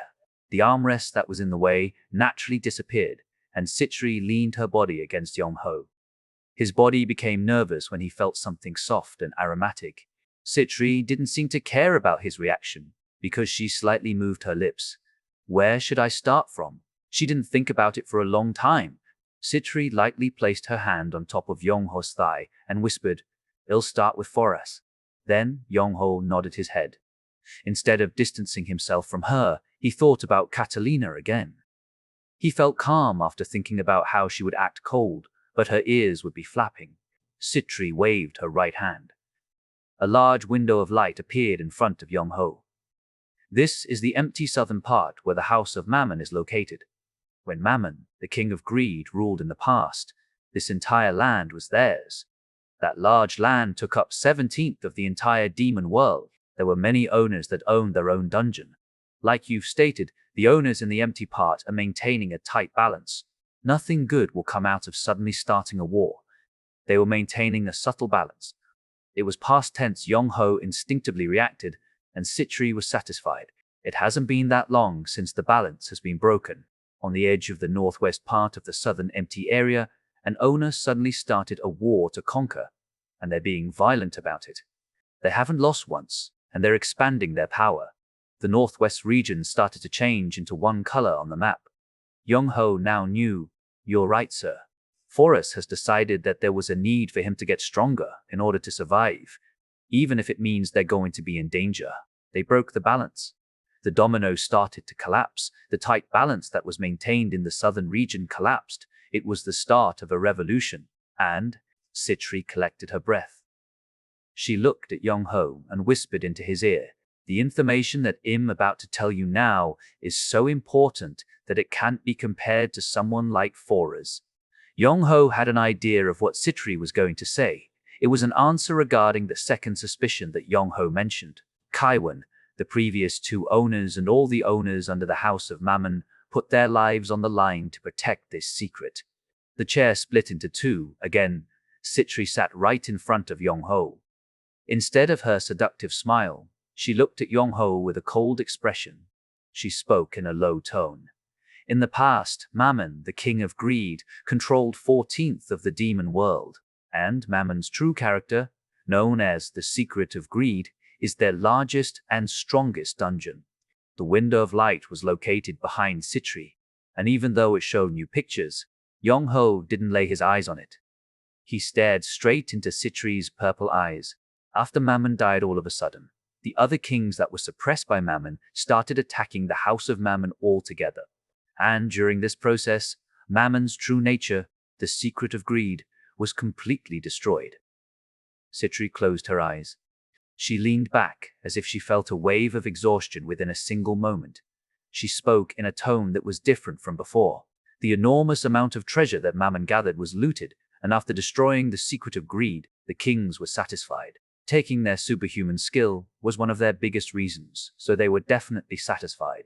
Superhuman skill. This was the first time Yong-ho heard of that word, but he didn't interrupt her. He decided to concentrate on her explanation for now. The secret of greed had been destroyed. Mammon's treasures were looted by the other kings, and the 12 spirits that guarded the House of Mammon either left or died. This is the truth that's been spread in the demon world. Sitri purposely stopped talking. She slowly opened her eyes and looked at Yong-ho, and a smile appeared on her face again. Yong-ho understood. The secret of greed is still alive. You're right. The one that was destroyed by the kings was a fake one. The true one, it's the dungeon that's the current base for the House of Mammon. Mammon's spirits didn't split up. They remained in the secret of greed. Mammon had 4 out of the 7 superhuman skills and 3 of the 7 deadly sins power. But since they all disappeared, the demon world believed that the secret of greed was destroyed. But that wasn't the case. The one that did get destroyed was the fake one. It was true that the superhuman skills and the 7 deadly sins powers were taken, but they were able to preserve everything else instead. If this truth gets out, the vagrants in the empty southern area won't be the only ones that'll attack the House of Mammon. The 6 kings that are reigning over the demon world will probably start moving in order to take away everything that Mammon had. In order to eliminate the potential risk from this world, it was actually easy to hide the truth when the previous 2 owners were alive. It had already collapsed, and whenever the spirits found something new, they thought that it was Kaiwan's inheritance. But I'm sure you're a bit different, right? Yong-ho gulped. But it wasn't because he felt burdened by the truth. He actually looked straight at Sitri, the woman that knew all of this information. She was involved with the House of Mammon for a long time and favored Yong-ho. Miss Sitri Yora, the dungeon shop's important asset. Sitri interrupted Yong-ho. It looked as if she disagreed with whatever Yong-ho was trying to say. We're done talking. Since you want to repay the debt for the mana potion, I'll charge you more for this information. Yong-ho couldn't read the expression that was on her face. A smile that was for business use was on her face, and when Sitri waved her finger, a small window of light appeared between him and Sitri. On the window of light, it displayed the amount he could earn by using the gold mine as collateral, the price of the various items that Yong-ho ordered, and the price of the information. Yong-ho pushed away his regrets. The most important thing right now was to block Foras' attack. I'll use the remaining to purchase a spirit. Can I purchase the information related to Foras? I think you'll be able to purchase a rank 2 and a rank 3 spirit. And regarding the information about Foras, since you purchased an expensive piece of information, I'll give you a slight discount. Sitri got rid of the window of light. She looked at Yong-ho and spoke. Usually, the dungeon shop doesn't sell information about an owner. The owners themselves try their best to hide their information. Foras also does not know about it. The dungeon shop knows about it. But even if you are a valuable customer, we cannot leak any information. I hope you'll understand. The demon's power was a trump card that the demons had. It's obvious that they would keep it a secret. The information that I can give to you is the fact that 4S tends to control the orcs as their spirit. They tend to enjoy close-range attacks. Yong-ho nodded his head. The fact that there were a lot of orcs under their control was something that he already knew, but he couldn't ask her for more information. Valuable customer. That was an enjoyable transaction. I look forward to meeting you again. Citri bowed like she did before, and like always, she became a light and disappeared. Yong-ho was now alone, and like last time, a catalogue filled with spirits was displayed before him. With the amount he had left, he would be able to purchase one rank 2 and one rank 3 spirit. Yong-ho focused on the current situation. He looked at the dungeon shop servant spirit catalogue. Reorganization 3 End. Chapter 38. Reorganization 4. Being able to think fast was one of Yong-ho's strengths. It wasn't an exaggeration when they said it was the start of a revolution, and the current situation in this empty land and the secret of the dungeon was more than enough to upset him. But Yong-ho didn't waver. Instead of mentally wasting energy on unnecessary things, he turned his attention on things he had to take care of right away. Currently, improving the dungeon and picking the most useful spirits were the most important tasks for Yong-ho. Yong-ho emptied his thoughts by taking a deep breath and then raised his head to look at the window of light. The rank 2 spirit catalogue wasn't different from before. There was a spirit that he's been thinking about, so it didn't take him a long time to choose one. He picked the rank 2 dungeon spirit, Clay Golem. Yong-ho picked the spirit that could work and defend, just like the goblins. The Clay Golem was strong when it came to strength and stamina, and they were useful when it came to doing tasks that required a good amount of strength.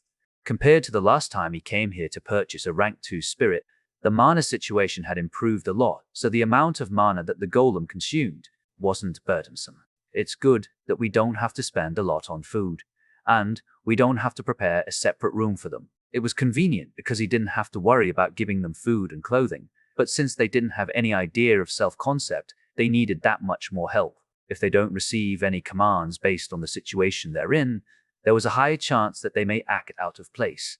Anyways, I've decided on the golem that specializes in strength. While working, Eligor or June the Goblin Ranger will most likely stay with them, and during battle, Yong-ho or another spirit will stick with them, so it wasn't something he needed to really worry about. Yong-ho made his final decision on the clay golem, and then looked over the rank 3 spirit catalogue. The spirit list that was displayed on the window of light refreshed. It was so much more impressive than the rank 2 catalogue that Yong-ho couldn't keep his eyes off of it. No 01. Astrace, Dwarf M, Teen. A dwarf that's been captured in this world. Skills building tools. Building arms.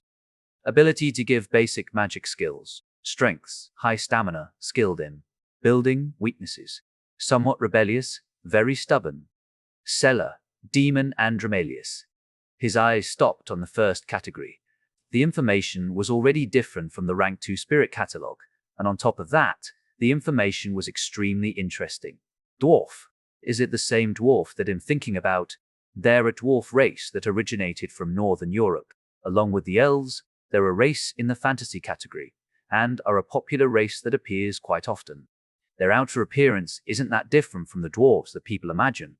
They were short, big, had a large beard, a stubborn expression, and slightly pointed ears. They were captured in this world. He remembered what Eligor said before, the connection between the dungeon and this world, and the issue that occurs through that. Different situations popped into his head simultaneously. The party and the adventures when exploring the dungeon, and the dwarf warrior's role is the tank. The demons attack the peaceful dwarf mine.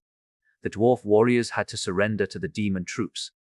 The situation didn't matter right now. Yong-ho skipped the strengths and weaknesses and looked at the seller information, Androma Louise. He didn't know who it was, but it didn't matter. The important thing was that it clearly stated the seller's information.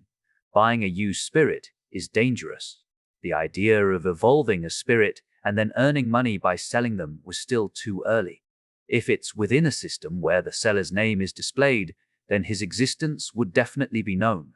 A spirit stat that's been increased through the power of evolution was that special. Yong-ho looked at the dwarf again. The few sentences that he saw made him think about a lot of things. The dungeon has an exclusive blacksmith. They create weapons, repair broken tools, and create the items that are needed. It was charming. Managing a dungeon wasn't as simple as the games. Just because a dungeon had mana and resources, it didn't mean things would get made right away. Yong-ho remembered the time Eligor made chairs for the torture chamber. The bamboo bars in the prison were the result of Eligor's hard work.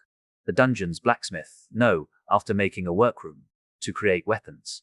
On top of that, to create facilities that they can use in the dungeon, like a bathhouse or a bed or a decent throne. His imagination didn't stop there, and a couple seconds later, Yong-ho closed his eyes tight. It was unfortunate, but he got rid of the attachment he had for the dwarf. He would eventually purchase one. He thought that they were an important element to the dungeon.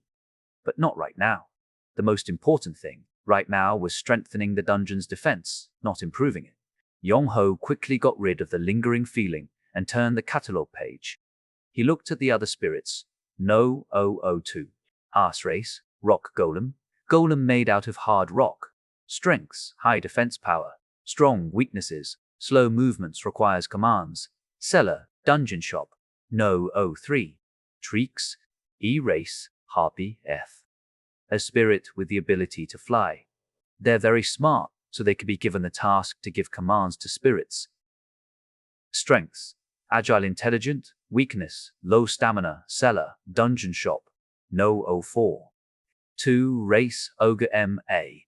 A fighting spirit that's strong and has high stamina. Strengths, strong, high stamina. Weaknesses, eats a lot. Not very intelligent. Cellar, dungeon shop. Every detail caught his attention. The rock golem that was made out of rocks reminded him of a robot, and although the harpy's arms were wings and the lower half of their body was a bird, their upper body looked like a woman's, and it was really beautiful.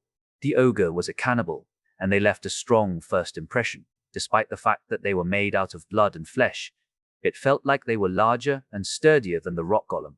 They weren't smart at all, and the fact that they looked more like a beast than a human was impressive. He really wanted to purchase all three. Yong-ho took a deep breath again to calm himself down. Has only seen 14th of the rank 3 spirit catalogue. He turned the page one by one while trying to remain calm. The two-headed hellhound could be considered as an upgraded version of the hellhound. A giant slime can produce a stronger acid, and it can somewhat change its form. The imp magician is able to use basic magic. There was a low-rank genie that had an Arabian feel, and Yong-ho's hand stopped again. He looked at the spirit that was displayed on the window of light, No. 13. The rank, Phantom Steed, a ghost spirit that's in the undead category. Strengths, fast mobility, ability to fly. Weaknesses, unusually low magic resistance. Cellar, Simmeries, a dark ghost spirit, with their white mane flying in the air. Even though there aren't many opportunities to ride a horse within a dungeon, he still wanted it. The picture showed the Phantom Steed carrying several undead knights, and it was impressive. Yong-ho closed his eyes for a moment and imagined Skull riding on top of the Phantom Steed. It would be nice to see Skull riding the Phantom Steed after they've been evolved to a skeleton knight. But Yong-ho shook his head this time too. Maybe later, but not right now. On top of that, Yong-ho walked around places, so seeing a spirit riding a horse would break the hierarchical order. He wasn't exactly the authoritative type, but he didn't want to break it. Well, he'll be riding the salamander later on anyways. It would happen after evolving them to a point where they grew wings. Yong-ho turned the pages again. A female elf appeared during it, and it caught his attention, but he was able to convince himself to pass it. It was effective when he remembered the way Catalina wagged her tail, just like when he was talking to Citri. It's been over an hour. Yong-ho looked through the catalogue for a long time, and finally made his decision. No 02. 2 race, rock golem, specialty, stone wall. It was the rock golem that he'll be managing with the clay golem. The reason was the same as the clay golem. The dungeon needed workers, since there will be a lot of work that required a lot of strength. On top of that, Forest troops were mostly orcs, so the golems were the ideal spirits to use when defending against them. As soon as he completed his purchase, a message appeared on the window to pick a spirit. It was provided by the dungeon shop, and he was given this option since he spent a lot of money. Dungeon Meerkat. Lives at the entrance of the dungeon and alerts when there's an enemy. CA Dungeon Hamster. Moves through the corners of the dungeon and reports any damaged and broken places. The two spirits were really cute. Personally, Yong-ho wanted the dungeon hamster, but he thought about which would be more practical. In order to make the dungeon a safer place, he picked the dungeon meerkat. Thank you for using the dungeon shop. The items that you ordered will be delivered to you by tomorrow. Yong-ho closed his eyes. He disconnected from the virtual space. He was exhausted. He spent over 2 hours over there, but physically, it felt like he was there for several hours. Are you okay, master? As soon as he opened his eyes, he heard Catalina's voice. She was standing next to the throne and gave him a cup of cold water. Yong-ho happened to be thirsty, so he accepted the cup happily. He spoke after seeing her wag her tail with joy. Thanks, it's all thanks to you, sir. Catalina blinked her eyes in confusion, but he wasn't planning on explaining it to her. He just chuckled and drank the water. Where's Eligor? Hez resting in the spirit dormitory. It seems like Hez been really exhausted from all the work lately, Catalina spoke in a worried tone. Eligor has been working hard in the past couple of days since they wanted to build the facilities as quickly as possible. He even did small tasks, so he would definitely be worn out. Eligor probably needed a dungeon maid more than a dwarf so that they can assist him. They're going to deliver it tomorrow anyways. Let him rest for the day. Yes, master. I'll be in charge of cooking the food today. Catalina was reacting fast today. After standing up, Yong-ho patted her head to compliment her and headed for the bedroom. Yong-ho also needed to rest tomorrow. The dungeon shop's package will be delivered tomorrow. Tomorrow is also the day that he assumed Foras will begin his attack. When and with how many troops will Foras use to attack Yong-ho laid down on the straw bed? He remembered what Citri said. The true secret of greed is still alive. Mammon, the king of greed, the inheritance that they left. Yong-ho closed his eyes. He fell into a deep slumber. Foras acknowledged. Terek, who left to take over the House of Mammon's dungeon, was now dead. Is it the work of another owner or a small demon family? Or did the House of Mammon's dungeon have a stronger defense than what they imagined? Maybe Kaiwan, it could be the last move that the shrewd girl left. It didn't matter. The situation in the northern region changed every day. Even if it was a risk, they had to get stronger, capture a dungeon and grow it, taking everything that Kaiwan left into their own hands. Foras gave their command. Excluding a group of soldiers that will guard the dungeon, the rest of their troops participated. A couple of carriages that were carrying armed orcs were running across the wilderness. They were headed to the southern edge of the demon world. It was the House of Mammon's Dungeon Reorganization 4N. Chapter 39. Dungeon Fight 1, edited by Sebastian. It was morning. Without getting a wake-up call from the spirit of the dungeon, Yong-ho walked out of the bedroom. Good morning, master. Eligor was standing in the throne room like always. He greeted Yong-ho like always, and Yong-ho smiled. You've definitely changed. It's all thanks to you, sir. His actions remained the same, but his outer appearance changed. Eligor looked younger. Saying that his youth has been restored was too much, but it was difficult to find a description that was fitting. Muscles appeared on his upright back. His upper body was thin. But now, it was like a hard rock, and the wrinkles that filled his face were almost gone. Name, Eligor M. Race. Race, Red Demon Class. Spirit, Low Rank. Attributes, Fire Level 0. Darkness Level 1. Main stats, Strength, Stamina. Development rate, 010. Mana Level 01. 5. Upon development, advancement routes will open. Possible advancement race. Red Demon Beast. Before, Eligor's development information was as bland as the goblins, but now there was a lot more information.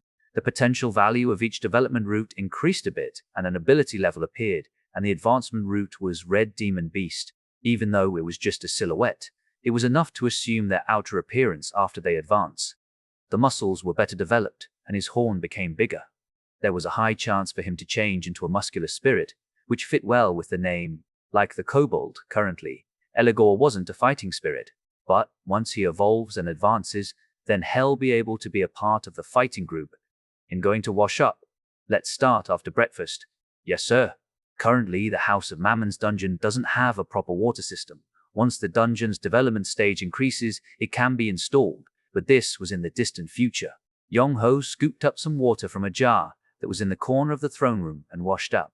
The kobold quickly gave him a towel, and while washing off the water, A sleepy Catalina walked out of the bedroom. "Good morning, master." Yong-ho led the sleepy Catalina to the jar and then walked back to the center of the room.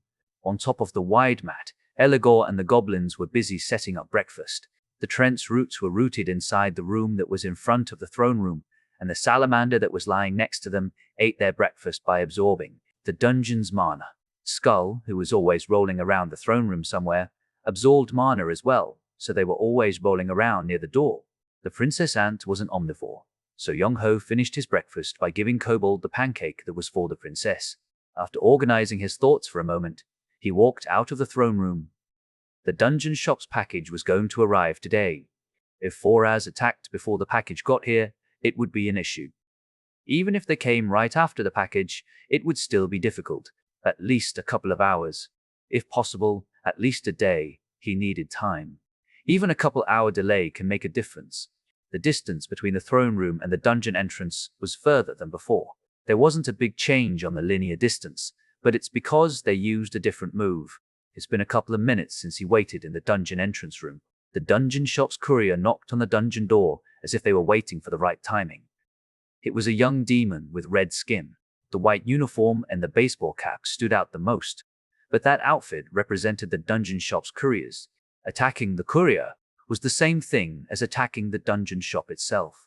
The dungeon shop was the center of the demon world's economy, and fighting against them was burdensome even for the 6 kings, so, in a way, their uniform was invincible armor. Please sign the recipient's name. Since they've delivered packages several of times, their face was familiar. After signing the paper that the demon handed him, he took a big step back. With a slightly lazy look on their face, they snapped their finger. He wasn't sure how it worked, but the packages leaped into the entrance room and started stacking on top of each other. There were several boxes that were as big as the time the Treant was delivered, so the room was filled up in an instant. "Thank you." After the delivery has been completed, the demon politely bowed and exited the dungeon. Yong-ho and the other spirits looked at the courier and then moved to the packages. "I'll open them." Everyone became excited when they started opening the package. Catalina, Eligor, and even the goblins had an excited expression. Skull was the only one that was indifferent about it, and that wasn't an exaggeration.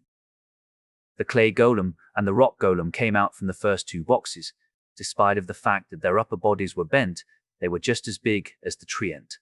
The goblins widened their eyes and looked at them with interest, and Eligor kept on smiling as if he was satisfied by what he saw.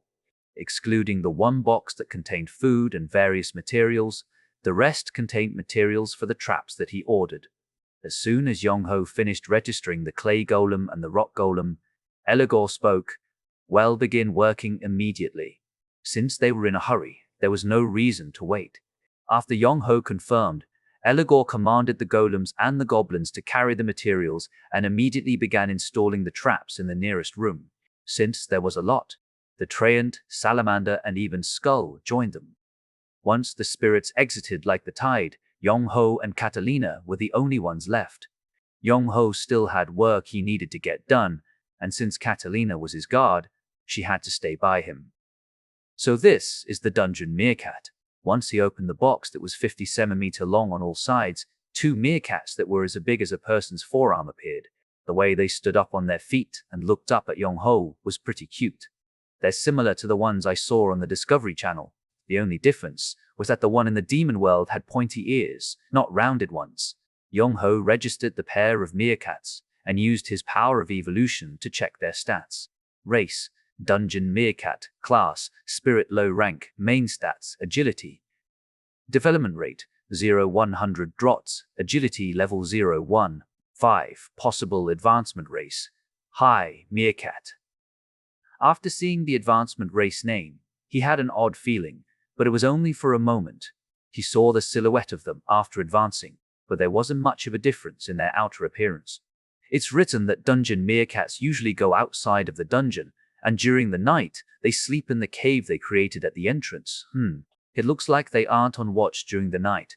A frown appeared on Catalina's face as she read the information that was enclosed in the package. But Yong-ho thought positively about this. At least they'll alert everyone when the sun is up.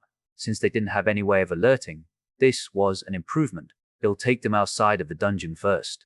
Catalina placed the instructions in her inner pocket and extended her arms out towards the meerkats. They must have thought she was pretty, because they jumped into her arms as if they were her pets. It was a nice sight, but instead of seeing them, Yong-ho looked at the large dungeon entrance. It was a large door that didn't really have any shapes. Yong-ho spoke all of a sudden. "Can I go outside, too?" after he ascended as the owner of the House of Mammon. Yong-ho hasn't stepped outside of the dungeon once. It's because there was a high chance that the air in the demon world could be dangerous to him, since he wasn't a full demon. But the Yong-ho now was different from before he awakened as a demon and absorbed spirits for development twice. His body and mana both became extremely strong. Well, in your current condition. Catalina sounded like she agreed, but she was still worried, which made her stop talking midway. Her ears and tail drooped. Yong-ho smiled, and after patting her head, he straightened his back. He took a step forward and spoke. "I'm sure nothing big will happen if it's for a moment. Let's go?" Catalina nodded her head and ran ahead of Yong-ho towards the door. Yong-ho commanded the spirit of the dungeon, and they opened the door. The sky was red, and the warm wind was blowing on the wild land. The south of the wind belonged to the House of Mammon in the past. Yong-ho breathed in deeply. Along with Catalina, he walked out of the dungeon. He saw the sky and the ground. Defense was more advantageous than offense when it came to dungeon battles, and that advantage was enough to change the outcome of the battle. The attacker had no way of knowing how the defender set up the dungeon. They also didn't know what kind of traps were installed and what kind of spirits were hiding. Even the stronghold, which helped the opponent observe the outer appearance, was different. The dungeon itself was a maze. The attacker had to consider the fact that it was going to be dangerous due to the traps that were installed. But the attacker wasn't always at a disadvantage. Even though every dungeon had different layouts, the defender's dungeon was the attacker's stage. When comparing it to a castle, it's like the attacker climbed across the wall and invaded the castle. As the attacker, they needed soldiers that could take care of the defense, and they also needed the knowledge and experience to find and destroy the traps. Forrest has been an owner for almost 70 years. During that time, Forrest did a good job protecting the house's dungeon and defended the attacks from outer forces. However, despite of that, they didn't have that much experience in dungeon combat. The carriage that were carrying Forrest's spirits were running across the land. Forrest was sitting in the carriage in the front and organized his thoughts by closing his eyes. Forrest was old. The demons in the demon world lived off of mana, and since their outer appearance and life expectancy differed from demon to demon, it was difficult to assume, but still, Forrest was old. Other than the fact that Forrest had a bit of wrinkles and a white beard, there wasn't any other sign of aging. But Forrest himself knew the truth more than anyone else. Passing the throne to the next generation, protecting the dungeon, building a base to make that possible, he decided to think only about that. Forrest preferred hand-to-hand combat. Most of the orc soldiers were fighting spirits, and their strength was close-range combat. Even if it was too much, Forrest tried to take as many spirits on the carriage. Sorcerers were necessary during dungeon combat, and Forrest didn't have a lot of them. He was sure that there was a change in the House of Mammon. The two owners that took over after Chwiryong had weak bodies and minds. Even if the owner were alive, unlike the rumors of them committing suicide, taking down a base was too much. Something that Chwiryong left, or a new owner that ascended. It didn't matter which side it was because it wasn't something they couldn't overcome. It's been over 10 years since Chwiryong disappeared, and during that time, the dungeon declined. Even if there was a new owner, there wasn't enough time and workers for them to develop it into a normal state. Well, take them down by overpowering them. The House of Mammon was nothing more than an empty shell, but the history itself was really long. If they get lucky, they may be able to obtain a spirit that'll increase the dungeon to another level. There was a high chance that a lot of Chwiryong's inheritance still remained. Chwiryong's younger sibling, the owner from 2 generations ago, and their descendant, the previous owner, all worshipped Chwiryong for resurrecting from the ashes. They probably didn't think about selling Chwiryong's inheritance so easily. A warm wind blew. Even if they were to rest a bit before going into combat, the dungeon fight will occur in a couple of hours. Forrest opened their eyes. They greeted the wind that was blowing from the south. Dungeon fight end. Chapter 40, Dungeon Fight 2. The sky of the demon world was red, but it wasn't just one color. Purple lights were mixed during twilight, and it connected to the western sky. It was as if the black, red, and purple watercolor paints were mixed together, and beyond that, red and yellow were mixed together. It looked as if the sky was on fire. And that didn't fill up the entire sky. The quiet and soft red light filled the blank sky. It was similar to a sunset. Dust flew with the wind. The ground was dry, but like the sky, not all parts were like that. There were fertile areas as well, and there was a forest with tall trees not too far off. Just like the ones in the human world, they were trees with green leaves. There was a river that flowed through the forest. It was too far, so it was hard to tell, but the river was pretty clear. Out of many streams, one of them flowed near the dungeon, so Yong-ho knew where Eligor and the other spirits went to early in the morning. The air was cold. Catalina said they were between winter and spring. Mana was the root of all living things in the demon world. It applied to the birds that flew in the air and the bugs that crawled the ground. Along with Catalina, when Yong-ho stepped out, he stayed outside for a long time. He wasn't really looking around the area. All he did was look around the dungeon entrance. The House of Mammon's dungeon entrance was located at the entrance of a large mountain. The name of the mountain was Encatral Pagnium. It meant edge of the world in archaic. Catalina let out a sigh of relief when she saw Yong-ho wandering near the dungeon for 2 hours. She was worried that he would want to climb the mountain, to reason why it's called Encatral Pagnium. The enormous rocky mountain looked like it was going to pierce through the sky, and there was a large amount of mana that raged on. Once you go in, you won't be able to come out. After Catalina sighed, she yawned and discreetly stretched and rolled her eyes. She wanted to go hunting instead. Yong-ho just stood still and looked to the sky and the ground. Since Catalina was the guard, she couldn't leave her owner and go on a hunt, so there wasn't much she could do other than stay by his side. While Catalina was getting tired due to boredom, Yong-ho looked at the flow of the mana. He drowned into the amazing flow that not only made up the sky and the ground, but this entire world. The mana had colors and attributes. Yong-ho was able to see it through the power of evolution. It was amazing. This was the demon world. This was mana. He wasn't tired of looking at it for 2 hours. Yong-ho gulped and let out another small exclamation. He was planning on looking for a brief moment and then help Eligor, but he fell into a trance that his feet wouldn't move, and moments later, Yong-ho averted his eyes. Catalina was kicking the dust to fight off the boredom, but then her ears pricked up and her eyes became sharp. A low cry made out of mana rang inside both of their heads. The dungeon meerkat stood up on top of the House of Mammon's dungeon entrance and stopped crying. Yong-ho instinctively lowered his stance, and Catalina stood beside him. The dungeon meerkat's eyesight was similar to an elf's. Because of that, Catalina was able to see what the dungeon meerkat was able to see. A combat carrier is approaching. Excluding the forest that was located on one side of the area, the land was empty. Even though Yong-ho wasn't able to clearly distinguish it, he knew something was approaching. Catalina continued talking. There are 5 carriers. From the size of it, I would say there are over 40 spirits. And I can see Foras' crest. It looks like Foras himself brought their army. Catalina finished talking and gritted her teeth. Yong-ho was shocked, but instead of heading inside the dungeon, he squinted his eyes. It's because the carriages stopped moving, even though they were still far from the dungeon. What are they doing?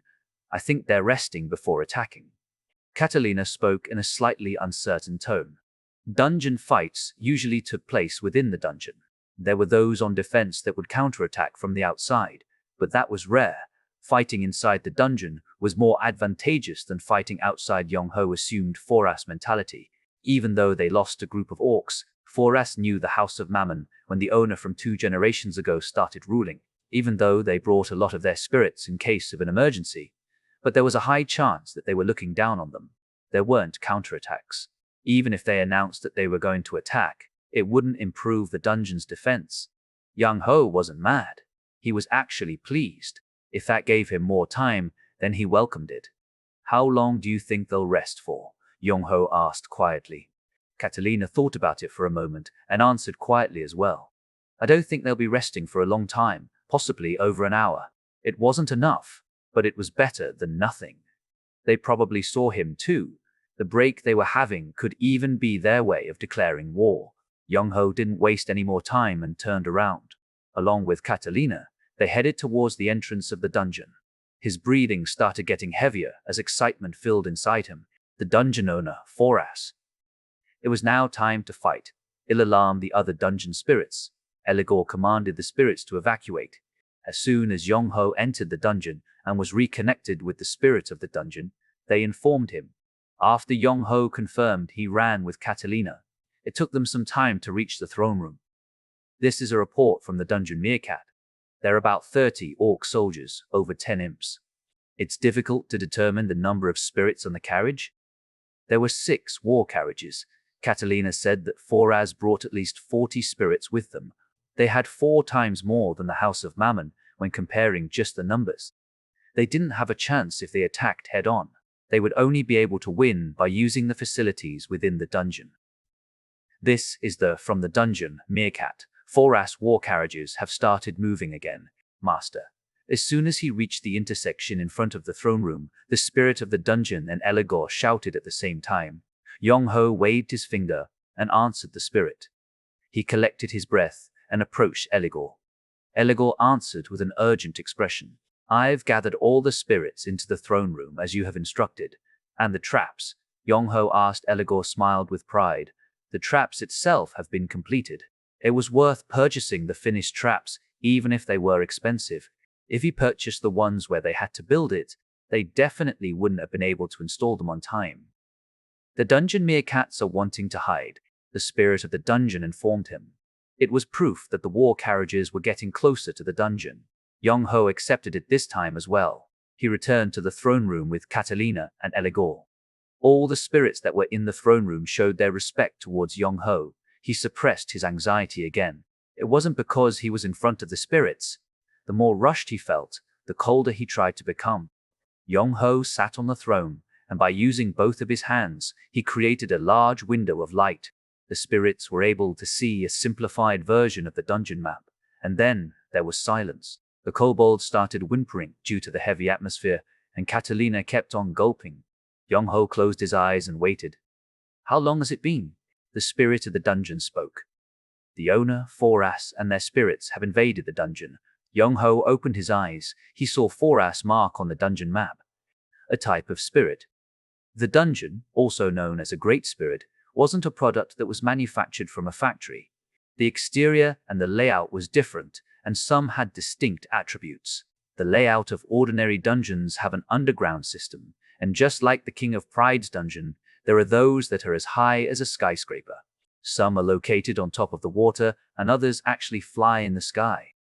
Despite of the different types, there are dungeons that can be described as ordinary. Most dungeons have similar characteristics. One of them, the dungeon entrance room, is safe. When Foras entered the entrance room, they squinted their eyes. It wasn't a small room, but it felt small because over 40 orcs and 10 imps were inside Therese, a new owner. They couldn't think of it as a dying dungeon that lost its owner. They could feel the liveliness from the activated rooms that was receiving mana. Foras carefully raised his right hand. Then, the orc warrior, Busker Gokun, commanded the spirits quietly. One of the orcs opened the door that led them to the next room, and out of the imps that were trembling in fear, they picked one and forced them to take the lead. Foras didn't move. They observed the next room through the open door. The room wasn't dark. The light that was made up of mana was on. When attacking a dungeon, one of the necessary items was lighting. There wasn't a dungeon defender that provided light to the enemy that was invading their dungeon. Despite of that, there was light in the entrance room and in the room next to it. There were 2 possibilities. 1, the spirit of the dungeon isn't experienced, so they're unable to control the amount of mana that's distributed. There are times when they cut off the mana to turn the light off, but they end up cutting off the mana that's distributed to the traps as well. If the spirit of the dungeon is unable to properly control the mana, those kinds of issues could occur. 2. The new owner is a newbie that doesn't know anything about dungeon defense. They purposely ignored the second one. Looking down on the enemy will only lead them to defeat. Foras calmly observed. After the imp died due to the trap, he commanded the rest of the troops to move on to the next room. Foras carefully but steadily pressed on. He was able to pass 4 rooms that had a trapping pit installed in it. A trapping pit was a basic trap. It was easy to make as long as there were workers, and it didn't require a lot of mana to maintain it. After avoiding 4 trapping pits consecutively, Forrest thought to himself once more. It hasn't been that long since the new owner ascended. The spirit of the dungeon was young, and the quality of the traps weren't that high. A trembling imp walked into the 5th room. Thankfully, the trapping pit wasn't activated when they walked across the room. It was reasonable for this to happen. It was impossible to fill every passages with traps, and if they really became an owner recently, then it was obvious. It was as if they expressed their anxiety by installing traps consecutively into the rooms that were next to the entrance. Forrest became slightly less nervous. Like before, they commanded the spirits to keep moving. Among the 2 groups, the first group was made up of orc warriors and 20 imps, and they entered the 5th room. Forrest waited for the remaining 20 spirits to walk into the 6th room, and the moment the imp opened the door to the 6th room, fire was released from the ceiling and the ground, burning the 5th trap room. Repeated patterns will make people less nervous. It was the same as the light that was turned on despite of the fact that the enemy invaded. The fire that was made out of mana was strong. Orcs are known to be talented warriors, so as soon as the fire trap was activated, they protected their head, chest, and back and tried to dodge it. But since they were in the middle of the room, there wasn't enough time. The fire that contained mana burned the orcs. 6 orcs either died or was badly injured that they couldn't fight. While Forrest was cursing, all the House of Mammon's spirit started cheering in the throne room. Catalina and Eligor also couldn't hide their joy as they clenched their fist, but Yong-ho gulped. He looked at the paths that were laid out on the dungeon map. The linear path between the throne room and the dungeon entrance room didn't change. The only thing that changed was the distance. What kind of strength did the House of Mammon's dungeon currently have? A large space that was useless. A large amount of inactivated rooms. Yong-ho used the existing trap room as the center and activated the inactive rooms that were around it. Through that, the once linear trap rooms changed into a rectangular shape. After that, all he had to do was create a new path. Within the large rectangular space, there were many square rooms, and they were placed one after another. Starting from the entrance room, it went straight up, and after turning left, it went down again. And after turning right, it went up again. And after turning left, it went down. And after turning right again, it went up. And within that long path that they created, traps were installed. There was about 50 rooms between the entrance room and the last trap room. Among them, there were about 20 rooms with troops, but that was enough. A concentrated trap, deciding where to install certain traps. After quickly sorting out the troops, Forrest entered the 6th room and deeply observing it. Yong-ho didn't care. There wasn't a trap in the 6th room. There was no need to install traps in all the rooms.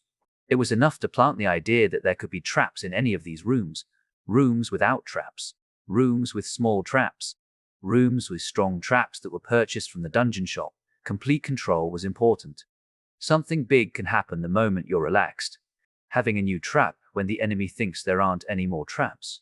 Making the enemy carefully inspect the room with no traps after experiencing a strong trap, and then make them mad after finding out that there aren't any traps. Forrest and their spirits turned into their first corner and continued moving. If they'd been moving up all this time, they were now heading down. While they passed the 20th room, they couldn't ignore the injuries that they've accumulated.